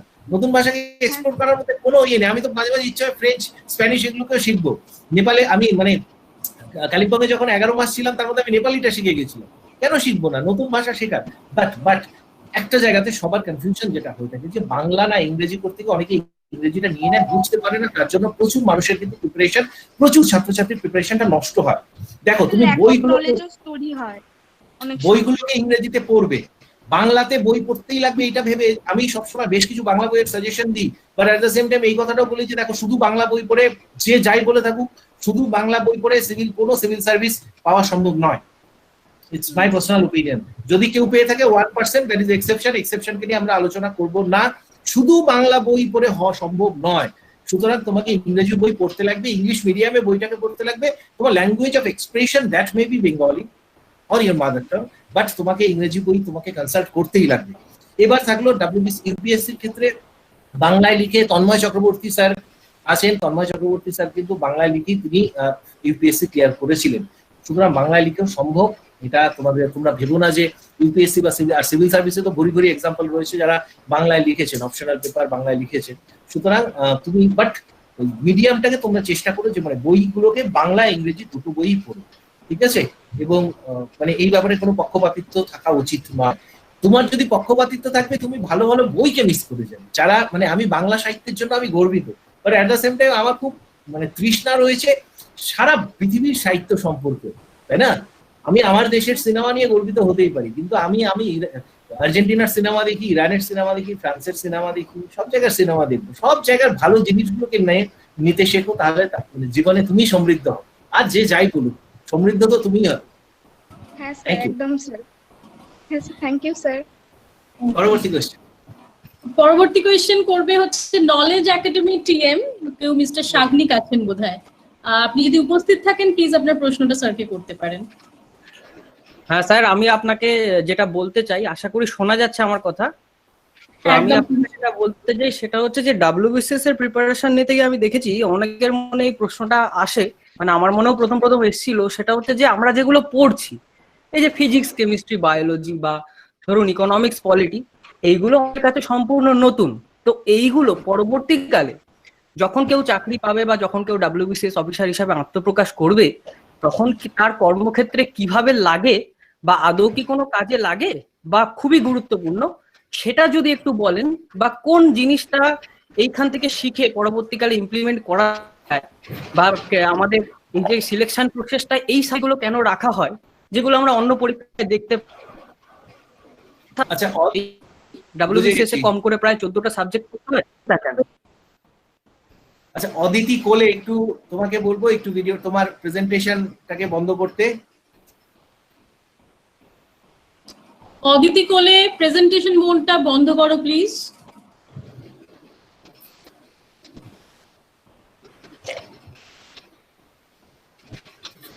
কামিং ব্যাক টু দ্য আচ্ছা, কোয়েশ্চেন এটাই অফ আমার শাগনি। ওকে শাগনি, দেখো কিছুদিন আগে আমার একটা আমার ব্যক্তিগত আমার যে প্রফেশনাল ফিল্ড, তোমরা দেখবে যে আমি প্রফেশনাল ফিল্ড নিয়ে খুব কম গল্প করি, বাট আমার প্রফেশনাল ফিল্ডের একটা গল্প, একটা কথা, যে একজন মানুষ যিনি বিধায়ক, তিনি আবার মনে করো তিনি একটি কর্পোরেশন বা মিউনিসিপ্যালিটির পুরো প্রধান পদে আছেন, ঠিক আছে, পৌরপিতার পদে রয়েছেন, ঠিক আছে, বা মহানাগরিকের পদে রয়েছেন, তিনি দুটো জায়গাতেই রয়েছেন। তাহলে তিনি সেটা প্রথম কথা তিনি থাকতে পারবেন কিনা, এবং তার যদি সাম্মানিকটা যদি পান সেই সাম্মানিকটা তিনি কোন জায়গা থেকে পাবেন, ঠিক আছে। এবার এই কনফিউশনটা এলো, সঙ্গে সঙ্গে কি চলে আসলো বলতো, অফিস অফ প্রফিট মানে কনস্টিটিউশন, তাই তো? শাগনিক আছো তো? একদম স্যার, একদম। আমি মাইকটা অফ করে রেখেছি আপনি বলছেন বলে। একদমই তাই। একদম কনস্টিটিউশন। যখন বিডিও ছিলাম, পঞ্চায়েত সমিতি বিডিওর একটা ফাংশন ছিল পঞ্চায়েত সমিতির এক্সিকিউটিভ অফিসার।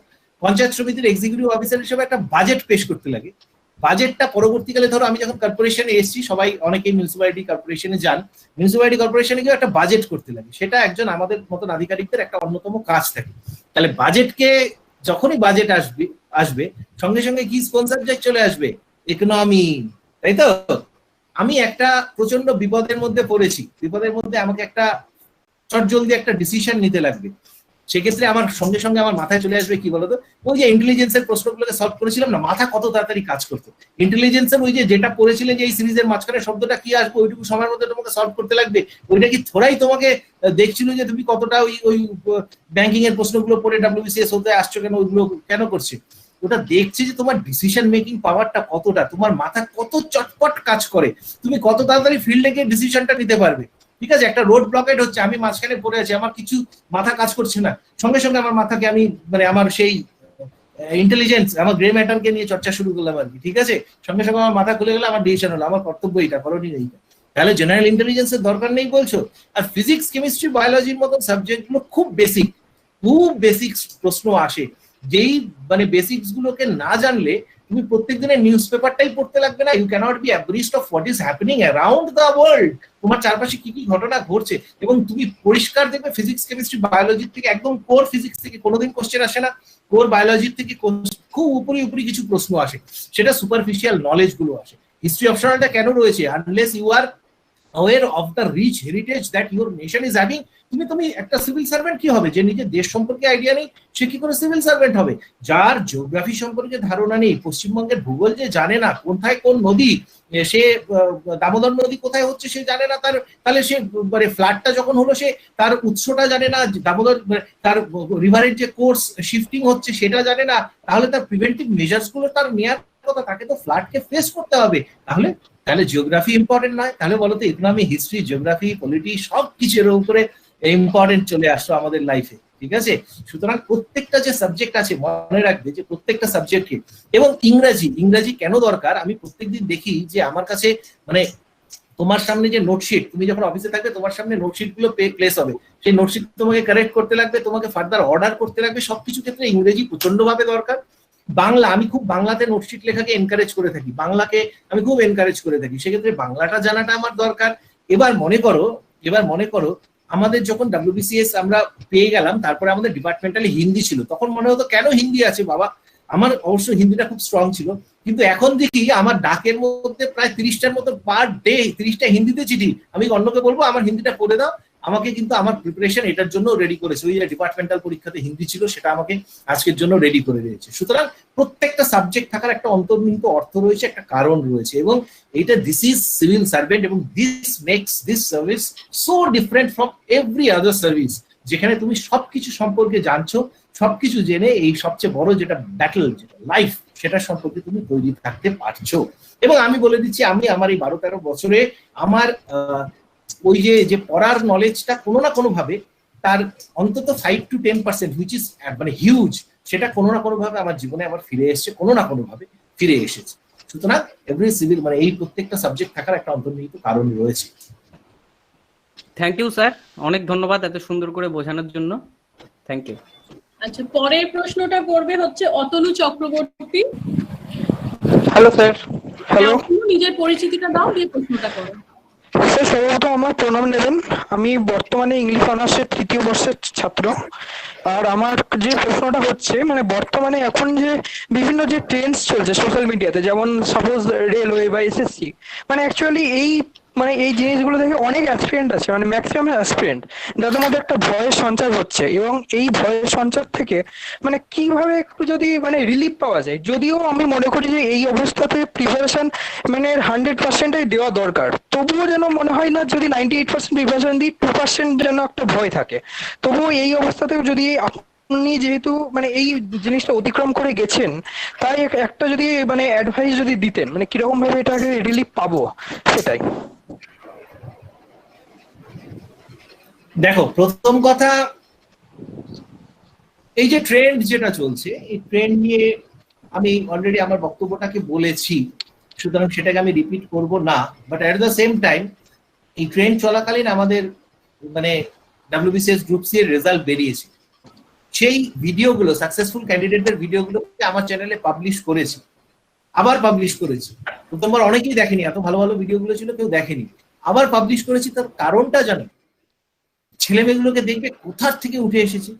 ওই দেখেছো তোমরা, বাঁকুড়ার যে মেয়েটি আছে, জুঁই ফুলের মালা বিক্রি করতো, ফুলের মালা বিক্রি করতো মেয়েটি, ওকে যখন ও আমাকে, তোমরা কেউ মানে আজকে এটা তোমাদের প্রত্যেকের শোনা উচিত, যখন WBCS গ্রুপ সি এর রেজাল্ট মানে মেইনের রেজাল্ট বেরিয়েছে, এই মেয়েটি আমাকে ফোন করেছিল, মানে ইন্টারভিউর আগে আমাকে ফোন করেছিল, এবং ফোন করে ওর যে কথা শুনছিলাম না, তোমরা ঘাবড়ে যেতে। ও এতটা কনফিউজ ছিল, এবং ও কিচ্ছু কোনো দিন আজ পর্যন্ত কারো মানে ও কোনো বড় জায়গা থেকে কোনো প্ল্যাটফর্মে গিয়ে কথা বলেনি কারোর সঙ্গে। ও বলছিল স্যার আমি কি করে পরীক্ষাটা দিতে পারি, ঠিক আছে। তারপর আমি কিচ্ছু করিনি, আমি জাস্ট বললাম যে ওর সঙ্গে 10 থেকে 15 মিনিট কথা বলেছি, এবং তারপরে মক ইন্টারভিউ নিয়েছি। এই কথা বলা এবং মক ইন্টারভিউর মধ্যে ওর মধ্যে পার্সোনালিটিটা কিছুটা চেঞ্জ হয়েছে। মক ইন্টারভিউ এর সময় ওর দেখেছি যে ওর যে পোটেনশিয়ালটা আছে, সেটা ওর কনফিডেন্সটা বৃদ্ধি পাচ্ছে, এবং আলটিমেটলি কিন্তু ও গিয়ে পরীক্ষাতে সবচেয়ে ভালো, খুব ভালো পারফরমেন্স দিয়েছে। বাকিদেরকে দেখো না, বাকি যারা পেয়েছে প্রত্যেকের ভিডিওটাকে দেখো। আমি একজন কারো কথা বলছি না, যাদের পেয়েছে তাদের ব্যাকগ্রাউন্ডটাকে দেখো তো। গ্রামের ছেলে মেয়ে, একদম মানে কেউ মানে no one was born with a silver spoon, ঠিক আছে। তারা যদি পেয়ে থাকে, তোমরা কেন পারবে না, তোমরা কেন পাবে না?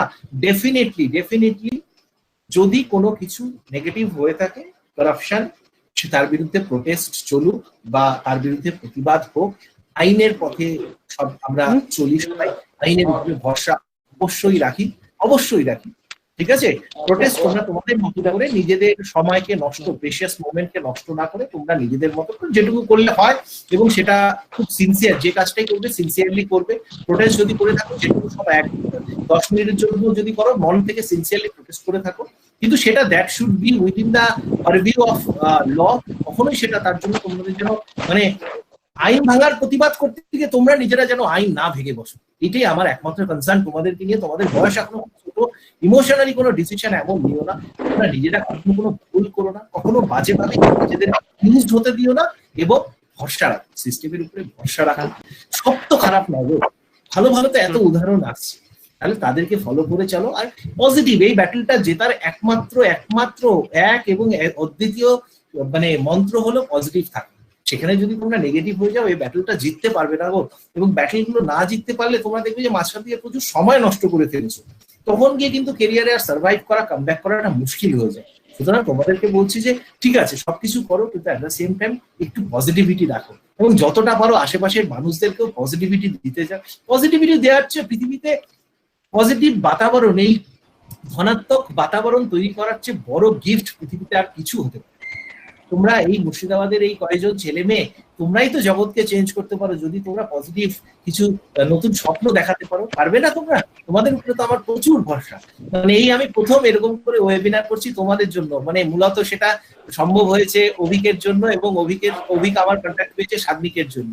সুতরাং তোমরা এরকম পজিটিভ সুন্দর বার্তা দিয়ে নিজের লক্ষ্যে স্থির থেকে তোমরা পারো সমাজকে চেঞ্জ করতে। Thank you sir. স্যার আর একটা কথা ছিল।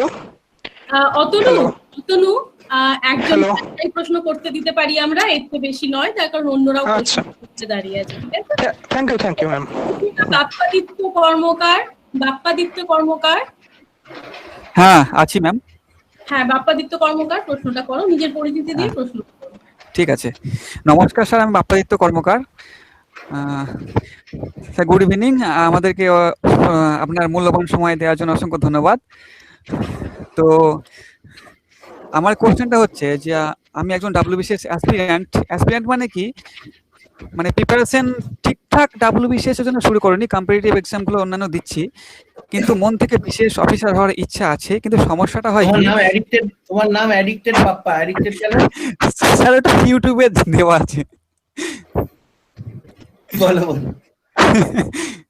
কিন্তু সমস্যাটা হচ্ছে কি যে WBCS অফিসার হওয়ার মন থেকে খুবই ইচ্ছা, কারণ WBCS এর যে সমস্ত কাজকর্ম আমার সত্যি করে মন থেকে খুব ইচ্ছা হয় যে ওই সমস্ত কাজকর্মগুলো করি।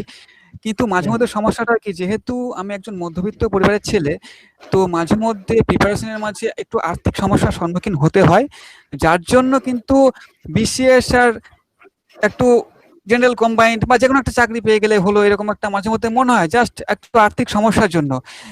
কিন্তু BCSটা মন থেকে ইচ্ছা আছে, এই সমস্যাটাকে কিভাবে আমি রিকভার করব, দয়া করে কাইন্ডলি যদি একটু বলতেন খুব উপকার হতো।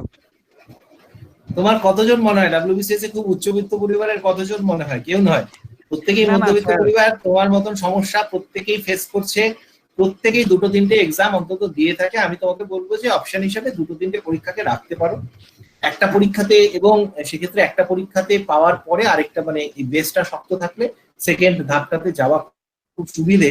কিন্তু মানে আমার ব্যক্তিগত জীবনে এটা নেগেটিভ হয়েছিল, WBCS পাওয়ার পরে IAS এর ফোকাস আমার নষ্ট হয়ে গেছিল বলে আমার মনে হয়।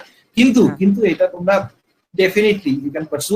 এই আর্থিক অসুবিধাটার কথা ভেবে তোমরা ডেফিনেটলি 2-3টে চাকরি, খুব বেশি মানে এক ধরনের চাকরিগুলো, যেমন ধরো WBCS পরীক্ষা দিলে যে মিসলেনিয়াসের রেজাল্ট কিছুদিন আগে আমরা দেখলাম যে মেইনের বেরিয়ে ইন্টারভিউ এর কল এসছে, IDO, এই ধরনের পরীক্ষাগুলোতে মোটামুটি ওই বেসিক সিলেবাসটা ফলো করলে সব পাওয়া যায়। সুতরাং এই ধরনের পরীক্ষাগুলো যখনই নোটিফিকেশন বেরোবে এগুলোতে অ্যাপিয়ার করতে পারো, কোনো অসুবিধা নেই। স্যার ডিস্ট্রাকশনটা কি করে ইয়ে করব, মানে খুব সমস্যা হয়, মানে আমি প্রচন্ড নেগেটিভ হয়ে গেছি আজকাল, এটাকে কি করে মানে ঠিক করব? এই যে আমার যে এর আগের প্রশ্নটার উত্তর ছিল, ওই যে ট্রেন্ড,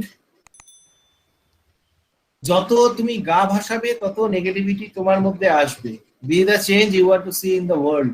ঠিক আছে, একটু পজিটিভ, তোমাকে পজিটিভ, মানে এই যে নেগেটিভ তুমি হচ্ছ, তোমার মতন শয়ে শয়ে ছাত্রছাত্রী এরকম করে নেগেটিভ হয়ে যাচ্ছে। ঠিক আছে, নেগেটিভ হওয়ার কারণ রয়েছে, বাট পজিটিভ হওয়ারও কিন্তু কিছু কারণ রয়েছে। সেই পজিটিভ হওয়ার কারণগুলোকে দেখো, এমন বন্ধুদের সঙ্গে সম্পর্ক রাখো, এমন মানে it's the best way to, মানে আমি তো সবসময় সাজেস্ট করি যে সোশ্যাল মিডিয়া কম ইউজ। দেখো মানে এই যে মোবাইল ফোনের রেট, এগুলোর মধ্যে এমন একটা ব্যাপার আছে না যে আমাদেরকে খুব বেশি পজিটিভিটি কোনোদিনই দিতে পারেনি। তার উপরে আবার যদি সারাক্ষণ ইফ ইউর বক ডাউন যে প্রিপারেশনের সময়, তাহলে আরো নেগেটিভিটি আসবে এই ফেজটাতে। আমারই এখনই চলে আসে এই স্টেজে। সুতরাং বলবো যে মানে যতটা পারো দিনের শেষে কি না, দিনের শেষে যতটা পারো নিজের মধ্যে থাকার চেষ্টা করো।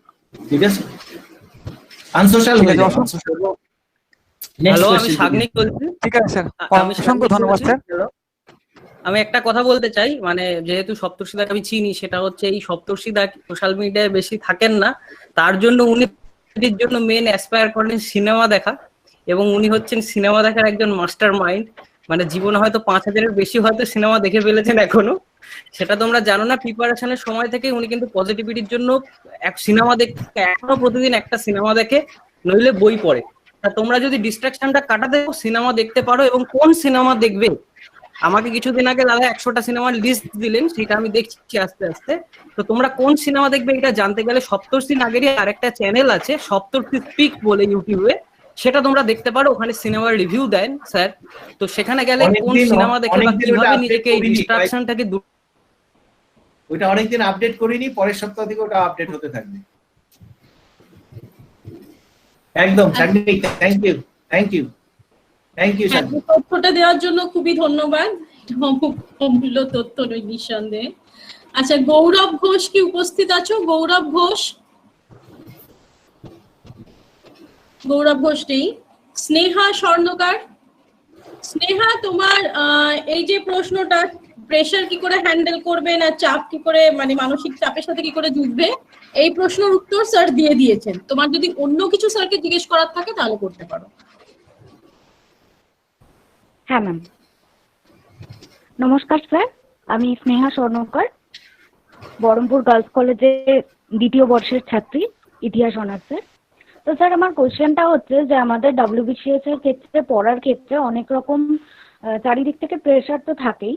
তো আমাদের আশেপাশে যে কোচিং সেন্টারগুলো গড়ে উঠেছে সেগুলো থেকে অনেক সময় বলা হয় যে WBCS এর জন্য প্রিপারেশন বা এগুলোর ক্ষেত্রে অনেক কার্যকারী হয়। এই বিষয়টা কি আমরা যদি এইগুলোর মধ্যে না ঢুকে নিজেদের পুরোপুরি দিয়ে যদি এই বিষয়টাকে হ্যান্ডেল করি, তাহলে কি স্যার এই মানে WBCS-টা আমাদের কাছে খুব ক্লিয়ারলি ভাবে পসিবল হবে? আর আরেকটা কথা, যে আমরা এই WBCS এর পড়াশোনাটা কতক্ষণ করব, মানে সারাদিন ক্ষেত্রে নাকি কিছু ঘন্টা, সেটা যদি একটু বলে দিতেন স্যার। আমার কাছে একটি ছেলে ইউপিএসসি প্রিপারেশনের জন্য এসে বললো যে স্যার ইউপিএসসি প্রিপারেশনে আমার পক্ষে কোনো কোচিং এ ভর্তি হওয়া সম্ভব নয়, বাট আমি দিল্লি যেতে পারি, একবার আমার দিল্লি যাওয়াটা অ্যাফোর্ড করা সম্ভব। ঠিক আছে, তা ওকে আমি একটা বুদ্ধি দিলাম, তুমি একটা কাজ করো, 4টে আমি কোচিং সেন্টার শর্টলিস্ট করে দিয়েছিলাম আর কি, এটা একটা টপ সিক্রেট বলছি, 4টে কোচিং সেন্টার ওকে শর্টলিস্ট করে দিয়েছিলাম, করে দিয়ে বললাম যে তুমি এই 4টে কোচিং সেন্টারে গিয়ে বলো যে আমি কিন্তু মানে একজন অ্যাসপিরেন্ট, ঠিক আছে, এবং ও এবং তারপরে গিয়ে WBCS প্রিপারেশনের আমি ওরিয়েন্টেশন ক্লাসগুলো করতে চাই, কি কি ধরনের বই ফলো করতে লাগবে, এই ধরনের এগুলো কাজ কি করতে লাগবে, এবং যেই গিয়ে অ্যাসপিরেন্ট বলেছে খপাত করে সব একদম ধরে ফেলেছে ওকে, ঠিক আছে। এবার তারপরে ওকে যা খাতিরদারি, মানে যতক্ষণ না পর্যন্ত অ্যাডমিশন হচ্ছে যা খাতিরদারি করেছে ওকে আর কি। এবার ওকে আমি ওটাই বলেছিলাম যে তুমি, তোমার কাজ হচ্ছে selection of books are initial যে গাইডেন্সটা সেটা পাওয়া, সেটা ফ্রিতে পাওয়া সম্ভব, সেটা ইনস্টিটিউটে যাও, দিল্লিতে গিয়ে এরকম ভাবে কথাটা বলে আসো, তারপরে যথারীতি সে গিয়ে ওরকম নিয়েছে, বুক লিস্টটাও মোটামুটি নিয়েছে, তারপরে এবার ও প্রিপারেশন শুরু করেছি, মানে বিভিন্ন ভিডিও বা বিভিন্ন চ্যানেলগুলোকে দেখে আর নিজে পুরোপুরি ফুললি পড়াশোনা শুরু করছে, ঠিক আছে। কোচিং সেন্টার, দেখো coaching centre is a business, এবং অনেক ক্ষেত্রে দিস ইজ এথিক্যাল। অনেক কোচিং সেন্টার আছে যারা খুব এথিক্যালি বিজনেস করে, অনেক কোচিং সেন্টার আছে যারা আনএথিক্যালি বিজনেস করে। এবার তুমি তোমার জায়গাটা থেকে বলা তোমার পক্ষে খুব মুশকিল যে কোনটা এথিক্যাল কোনটা আনএথিক্যাল। সুতরাং আমার মনে হয় যে তোমার যদি ক্ষমতা থাকে যে তুমি নিজে প্রিপারেশন করতে পারবে, you can go ahead. Coaching ছাড়া WBCS সম্ভব, এটা ভুরি উদাহরণ রয়েছে। যে মেয়েটির কথা আমি বলছিলাম যে গ্রুপ সিতে এবার সিলেকশন হয়েছে, ও কোচিং সেন্টারে যাওয়া কেন, কোচিং সেন্টারের নাম পর্যন্ত জানে, ঠিক আছে, বাট ওকে পায়নি, পেয়েছে। ইয়েস, কোচিং সেন্টার, কিছু ভালো কোচিং সেন্টার রয়েছে, সেই কোচিং সেন্টার ততটাই ভালো যত তার মাস্টার মশাই। সুতরাং একটা কোচিং সেন্টারের ব্র্যান্ড নেম দেখে বা কোচিং সেন্টারটার নাম দেখে নয়, কোচিং সেন্টারে কতটা হৃদ্যতার সঙ্গে পড়ানো হয়, কোচিং সেন্টারের মাস্টার মশাই ছাত্রছাত্রীদের মনটাকে কতটা ভালো বুঝতে পারে, সেটাকে দেখে তুমি কোচিং সেন্টারে জয়েন করো, ঠিক আছে। নট বিকজ যে এরা এই প্যাকেজ অফার করছে, এরা এই প্যাকেজ অফার করছে, এরকম মাশরুমিং কোচিং সেন্টার। কিছুদিন পরে আমাদের ছাত্রছাত্রীদের চেয়ে সিনসিয়ার ছাত্রছাত্রীদের চেয়ে কোচিং সেন্টারের সংখ্যা পশ্চিমবঙ্গে বেশি হবে। বাট তোমরা চেষ্টা করো, যে একান্তই সম্ভব না হলে ডেফিনেটলি ভালো কিছু কোচিং সেন্টার তো রয়েছেই, আমি কারো কোনগুলো ভালো সেগুলো কখনোই বলবো না, কিন্তু প্রচুর আনএথিক্যাল বিজনেস রয়েছে। তোমরা সে সমস্ত ট্র্যাপে না গিয়ে চেষ্টা করো নিজেরা তৈরি হতে, ভালো কিছু শিক্ষকের সংস্পর্শে আসো, তোমাদের নিজেদের শিক্ষকদের সঙ্গে কথা বলো, ওনারা যেটা যেরকম সাজেস্ট করবেন, তোমার যদি অ্যাফোর্ডেবিলিটি থাকে তাহলে কোচিং সেন্টারে তুমি ভর্তি হতে পারো। সিলেকশনটা ইজ দা মানে সবচেয়ে important, that is the most important crucial part of the preparation. এবং ঘন্টা 4 ঘন্টা পড়লেও তোমার হতে পারে, মানে 15 ঘন্টা পড়লেও নাও হতে পারে। সুতরাং ঘন্টা নেই, quantity doesn't matter at all, quality matters.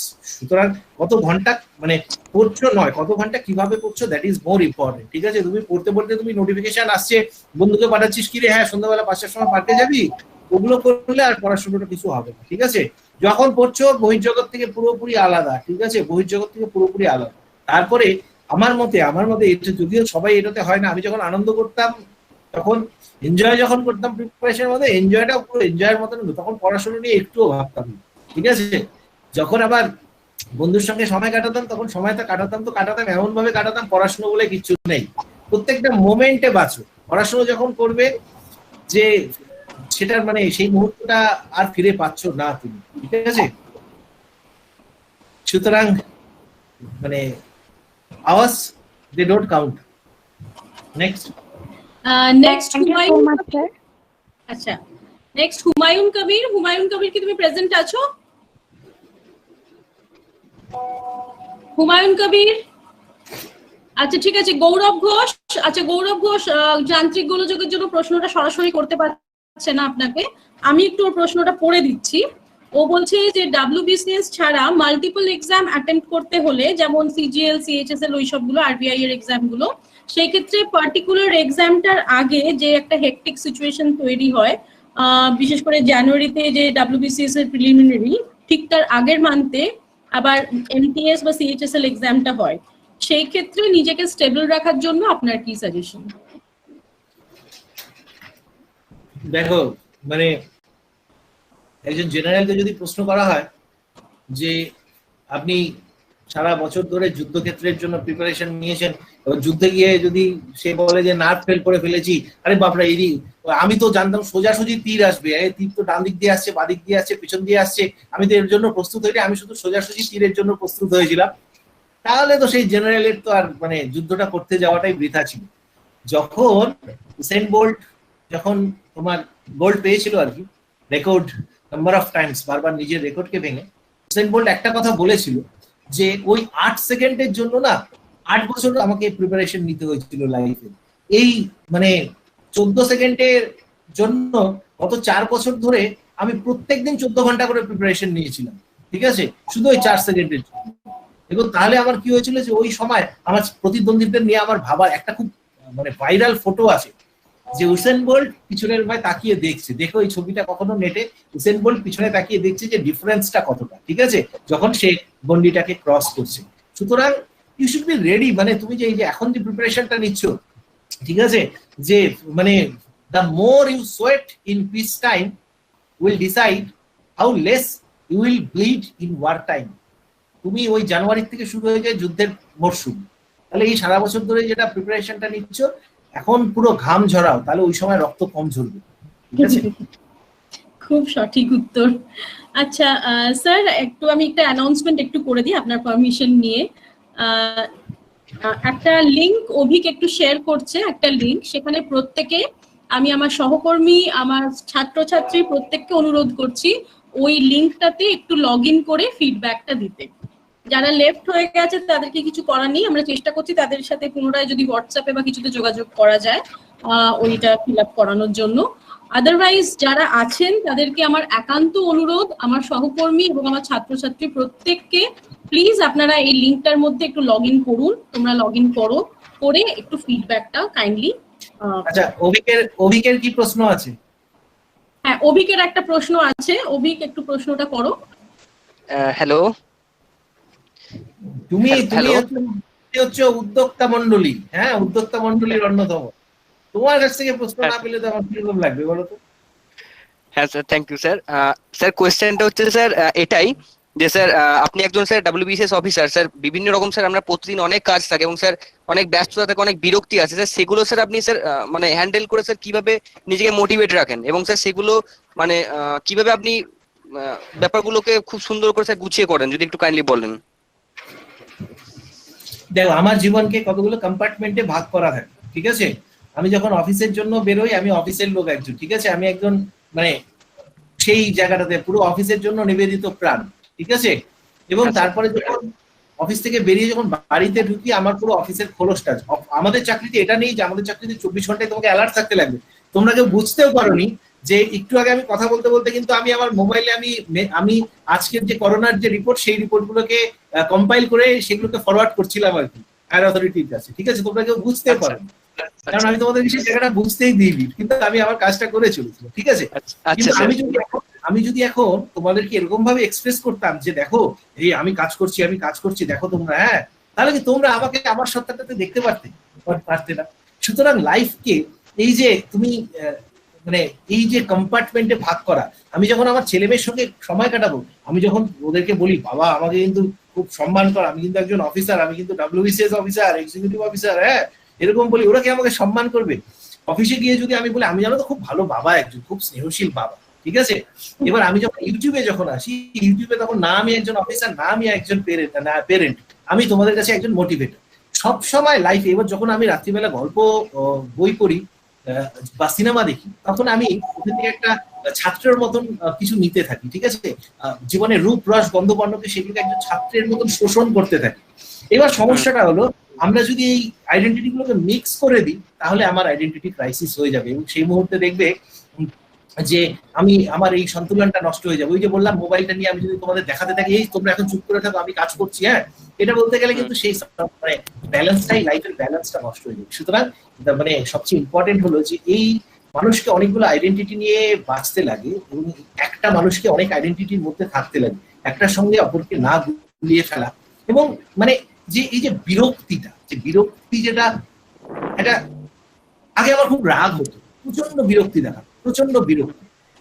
তারপরে আমি কি রিয়েলাইজ করলাম জানো তো, যে আমাকে রাগালো সে বেটা নিশ্চিন্তে খাওয়া দাওয়া করে ঘুমিয়ে পড়েছে, ওকে, আর আমি তো আমাকে সে রাগিয়েছে, আর আমি রেগে গিয়ে আমার খাওয়া হলো না, ঘুমো হলো না, আমি কিন্তু রাগে ছটফট করছি, ওকে।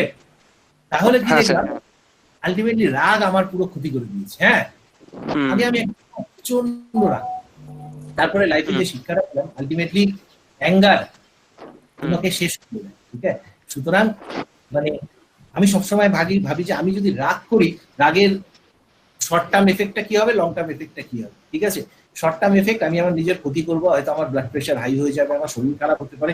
লং টার্ম এফেক্ট তার সঙ্গে আমার সম্পর্কটা নষ্ট হয়ে যাবে, আমার ছেলে মেয়ের কাছে একটা বাজে মেসেজ যাবে। সুতরাং it's so cool to be cool all the time, okay. হাসিটা একটা মারাত্মক ইনফেকশন। আমার মনে আছে আমাকে বিভিন্ন সময় আর কি এখনো ছয় আর কি ফোন আসে, যখন বিভিন্ন পলিটিক্যাল লোকজন বা তারা ফোন করে প্রচন্ড ভাবে রাগ দেখাবে আর কি, হ্যাঁ আপনি এরকম, আমি তাদের ফোনটা তুলে বলি হ্যালো, এত সুন্দর করে মমত্ব মিশিয়ে কথা বলি। একজন আমাকে একবার একদম নেতা বলছে জানেন আপনাকে আজকে আমি ফোন করে না যা বলতাম আপনার নিয়ে, কিন্তু এত সুন্দর করে আপনি হ্যালো বললেন, আমি বললাম এই লোকটা তো এত ভালোভাবে কথা বলে, একে বাজে কথা বলে লাভ কি আছে, ঠিক আছে। The way you talk to others, the way you maintain your composure, ঠিক আছে, এটা হচ্ছে তোমার সবচেয়ে বড় আর্ট অফ লিভিং। এটাকে শেখাটাই সবচেয়ে বড়, তাহলে লাইফে কোনো সমস্যা হবে, ঠিক আছে। একদম thank you sir, thank you. আচ্ছা, আমরা কি শেষ একটা প্রশ্ন একটু নিতে পারি, মানে আপনার যদি সময়তে সংকুলন হয়? লাস্ট একটা প্রশ্ন আমি নিচ্ছি, সালমা হাসান, ও অনেকক্ষণ ধরে প্রশ্নটা পিন করে যাচ্ছে কিন্তু আমি দিতে পারছি না ওকে স্লট। সালমা হাসান, তুমি যদি উপস্থিত থাকো প্রশ্নটা করতে পারো।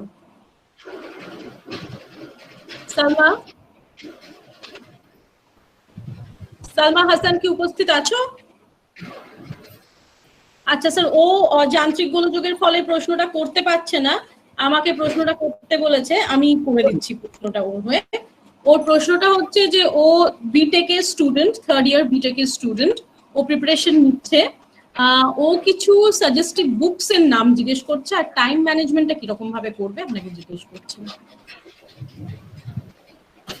সাজেস্টিভ বুকস আমি প্রথমেই বলেছিলাম, আমি বুক সাজেস্ট, হ্যাঁ এটা আমি ওকে বলেছিলাম যে উনি টেকনিক্যাল প্রশ্নের উত্তর দেবেন না। আমার একটা ভিডিও আছে, সেই ভিডিওতে গিয়ে কিছু বইয়ের দেখবে WBCS বুকস বুক লিস্ট সপ্তর্ষি নাগ বললে আমার কিছু সাজেশনস চলে আসে।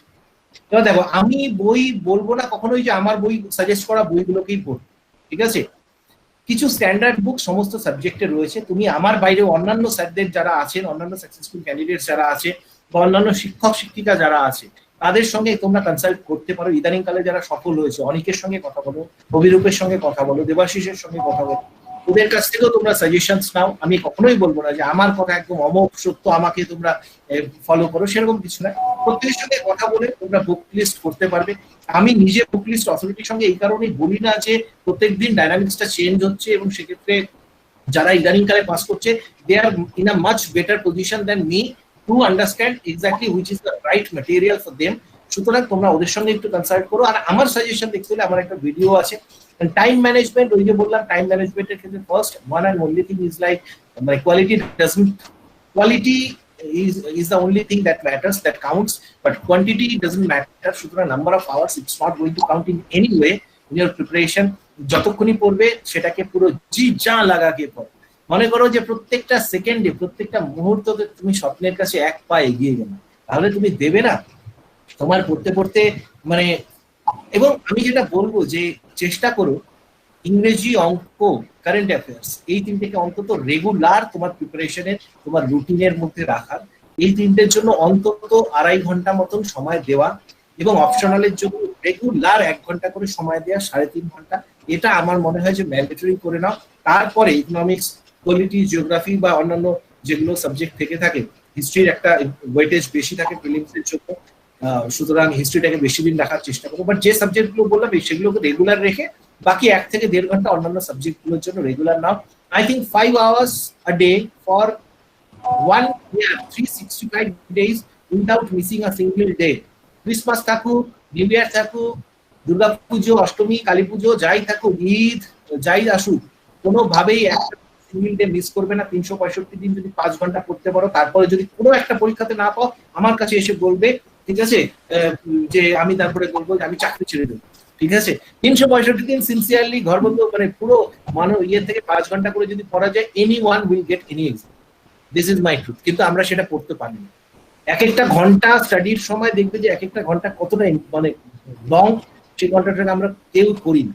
তো নিজেকে জিজ্ঞেস করে দেখো তো আমি এমন মানে জেনুইন কোয়ালিটি আওয়ার্স কতক্ষণ দিই, জিজ্ঞেস করো, you'll get the answer. ঠিক আছে?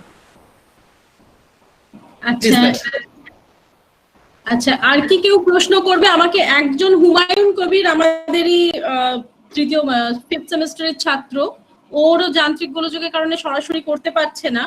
ও জিজ্ঞেস করছে যে আপনার মানে পড়াশোনা করার সময় যে এক নাগারে পড়াশোনা করলে যে একটা বিরক্তি আর পড়া মনে রাখার পদ্ধতি, এই দুটো নিয়ে ওর একটা প্রশ্ন আর কি। এক নাগারে পড়াশোনা করলে কোনোদিন, পড়াশোনাটাকে ভালোবেসে করলে কোনোদিন বিরক্ত আসবে না। তোমার জ্ঞান তোমাকে সমৃদ্ধ করবে, তোমার জ্ঞান তোমাকে মানে প্রতিদিন ভালো মানুষ করবে, তারপরে কোনোদিন বিরক্তি আসা স্বাভাবিক নয়। প্রত্যেকটা দিন নতুন কিছু টেরিটরিকে এক্সপ্লোর করছে, প্রত্যেকটা দিন মানে একজন অ্যাডভেঞ্চারারকে দেখেছো, সে আলাস্কাতে গিয়ে সে যে অ্যাডভেঞ্চারার, সে যখন আলাস্কাতে মানে এক্সপ্লোরেশনে বেরিয়েছে, সে কি বিরক্ত হয়ে যায় আলাস্কাতে এসেছি, জায়গাটা ভালো নয়, সেরকম এত কঠিন, এগুলো বলে না। সুতরাং যে সত্যিকারের সাবজেক্টকে ভালো লেগে প্রিপারেশন নেয় সে কোনোদিন বিরক্ত হয় না। ডেফিনেটলি একটা বোর্ডম আসে, সেই বোর্ডম কাটানোর জন্য, যেটা সার্থিক বলেছিল আমি সেটা বলছিলাম না, কারণ নিজের মুখে অনেক গল্প করতে ইচ্ছা করে না যে আমি এটা করি সেটা করি। আমি তোমাদের পথ দেখাতে পারি, নিজের কথা বলাটা খুব একটা শোভা পায় না আমার।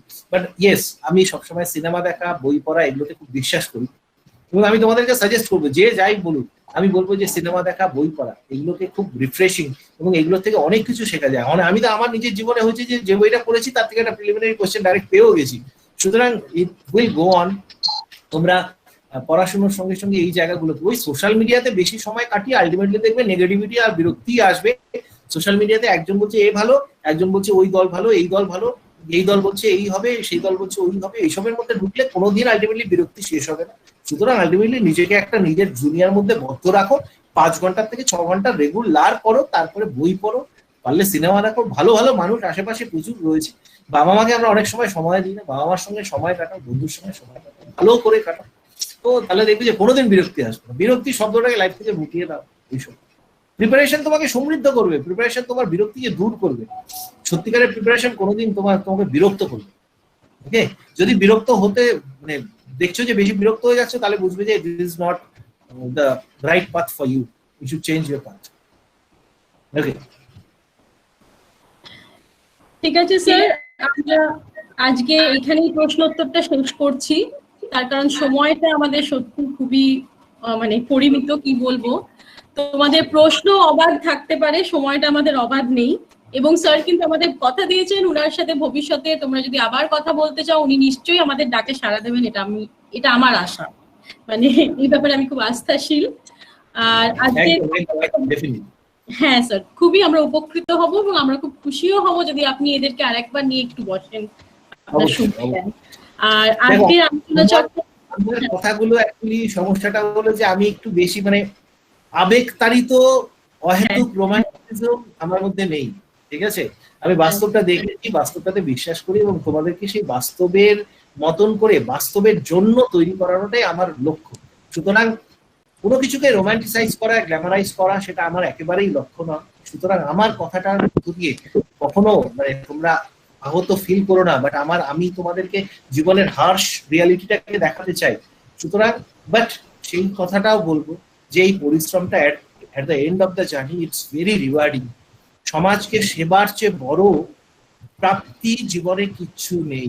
আমার জীবনে এরকম হয়েছে যে একজন সত্যিকারের গরিব দুঃখী মানুষকে হ্যাভ হেল্পড, ঠিক আছে, এবং সে প্র্যাকটিক্যালি যখন যাচ্ছে, সে যখন মাথায় হাত দিয়ে বলছে যে আমি ঈশ্বর দেখিনি, তুমি আমার ঈশ্বর বলে একটা বয়স্ক মহিলা প্রণাম করতে যাচ্ছে, আমি তো তাকে তুলে নিয়ে জড়িয়ে ধরলাম। এই প্রাপ্তিগুলো আমার মনে হয় সিভিল সার্ভিসে প্রতিনিয়ত ঘটে থাকে।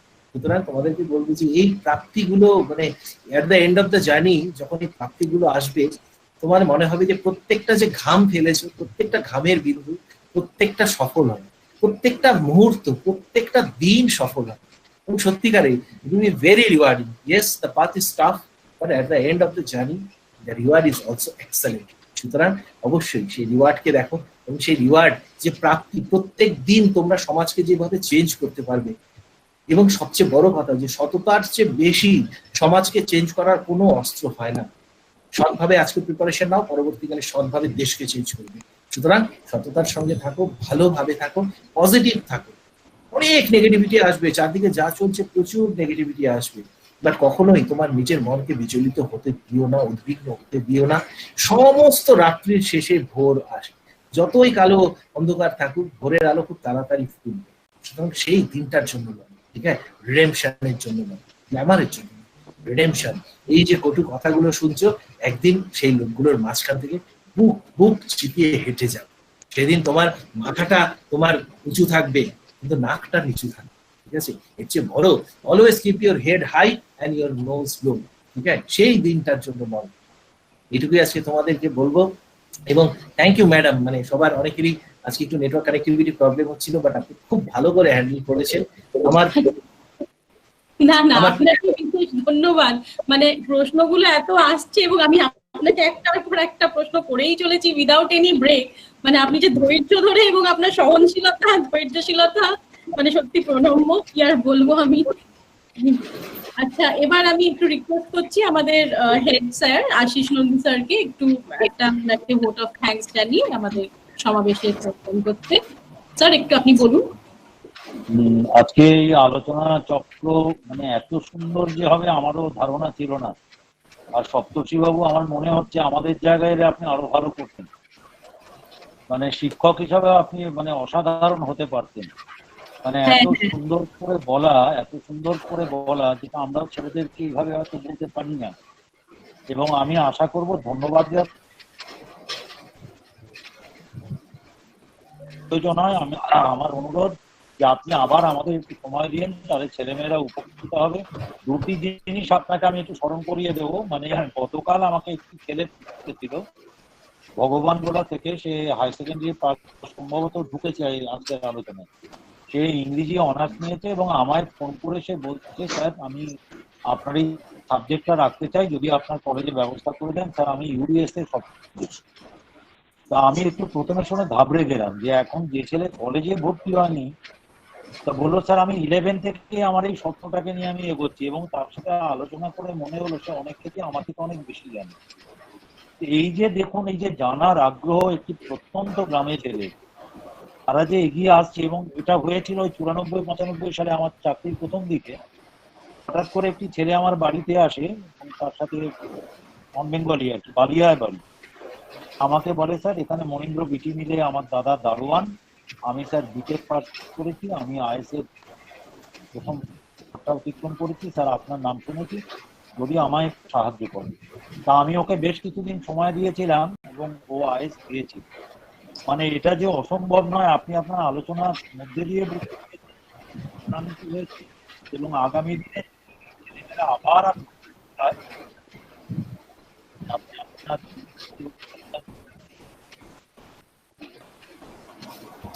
সবাইকে এবং আপনিও স্যার ভালো থাকবেন, আপনিও ভালো থাকবেন। আপনি ভালো বলেই আপনার টিম এত ভালো। নিঃসন্দেহে। হ্যাঁ, আপনি ভালো থাকবেন, আমার অনেক শ্রদ্ধা আপনাকে রাখলো sir. Thank you, thank you, thank you, thank you madam, এবং তোমাদের প্রত্যেককে সকলকে অনেক ভালোবাসা, শুভেচ্ছা, সব সময় পাশে আছি। Thank you. সত্যি স্যার।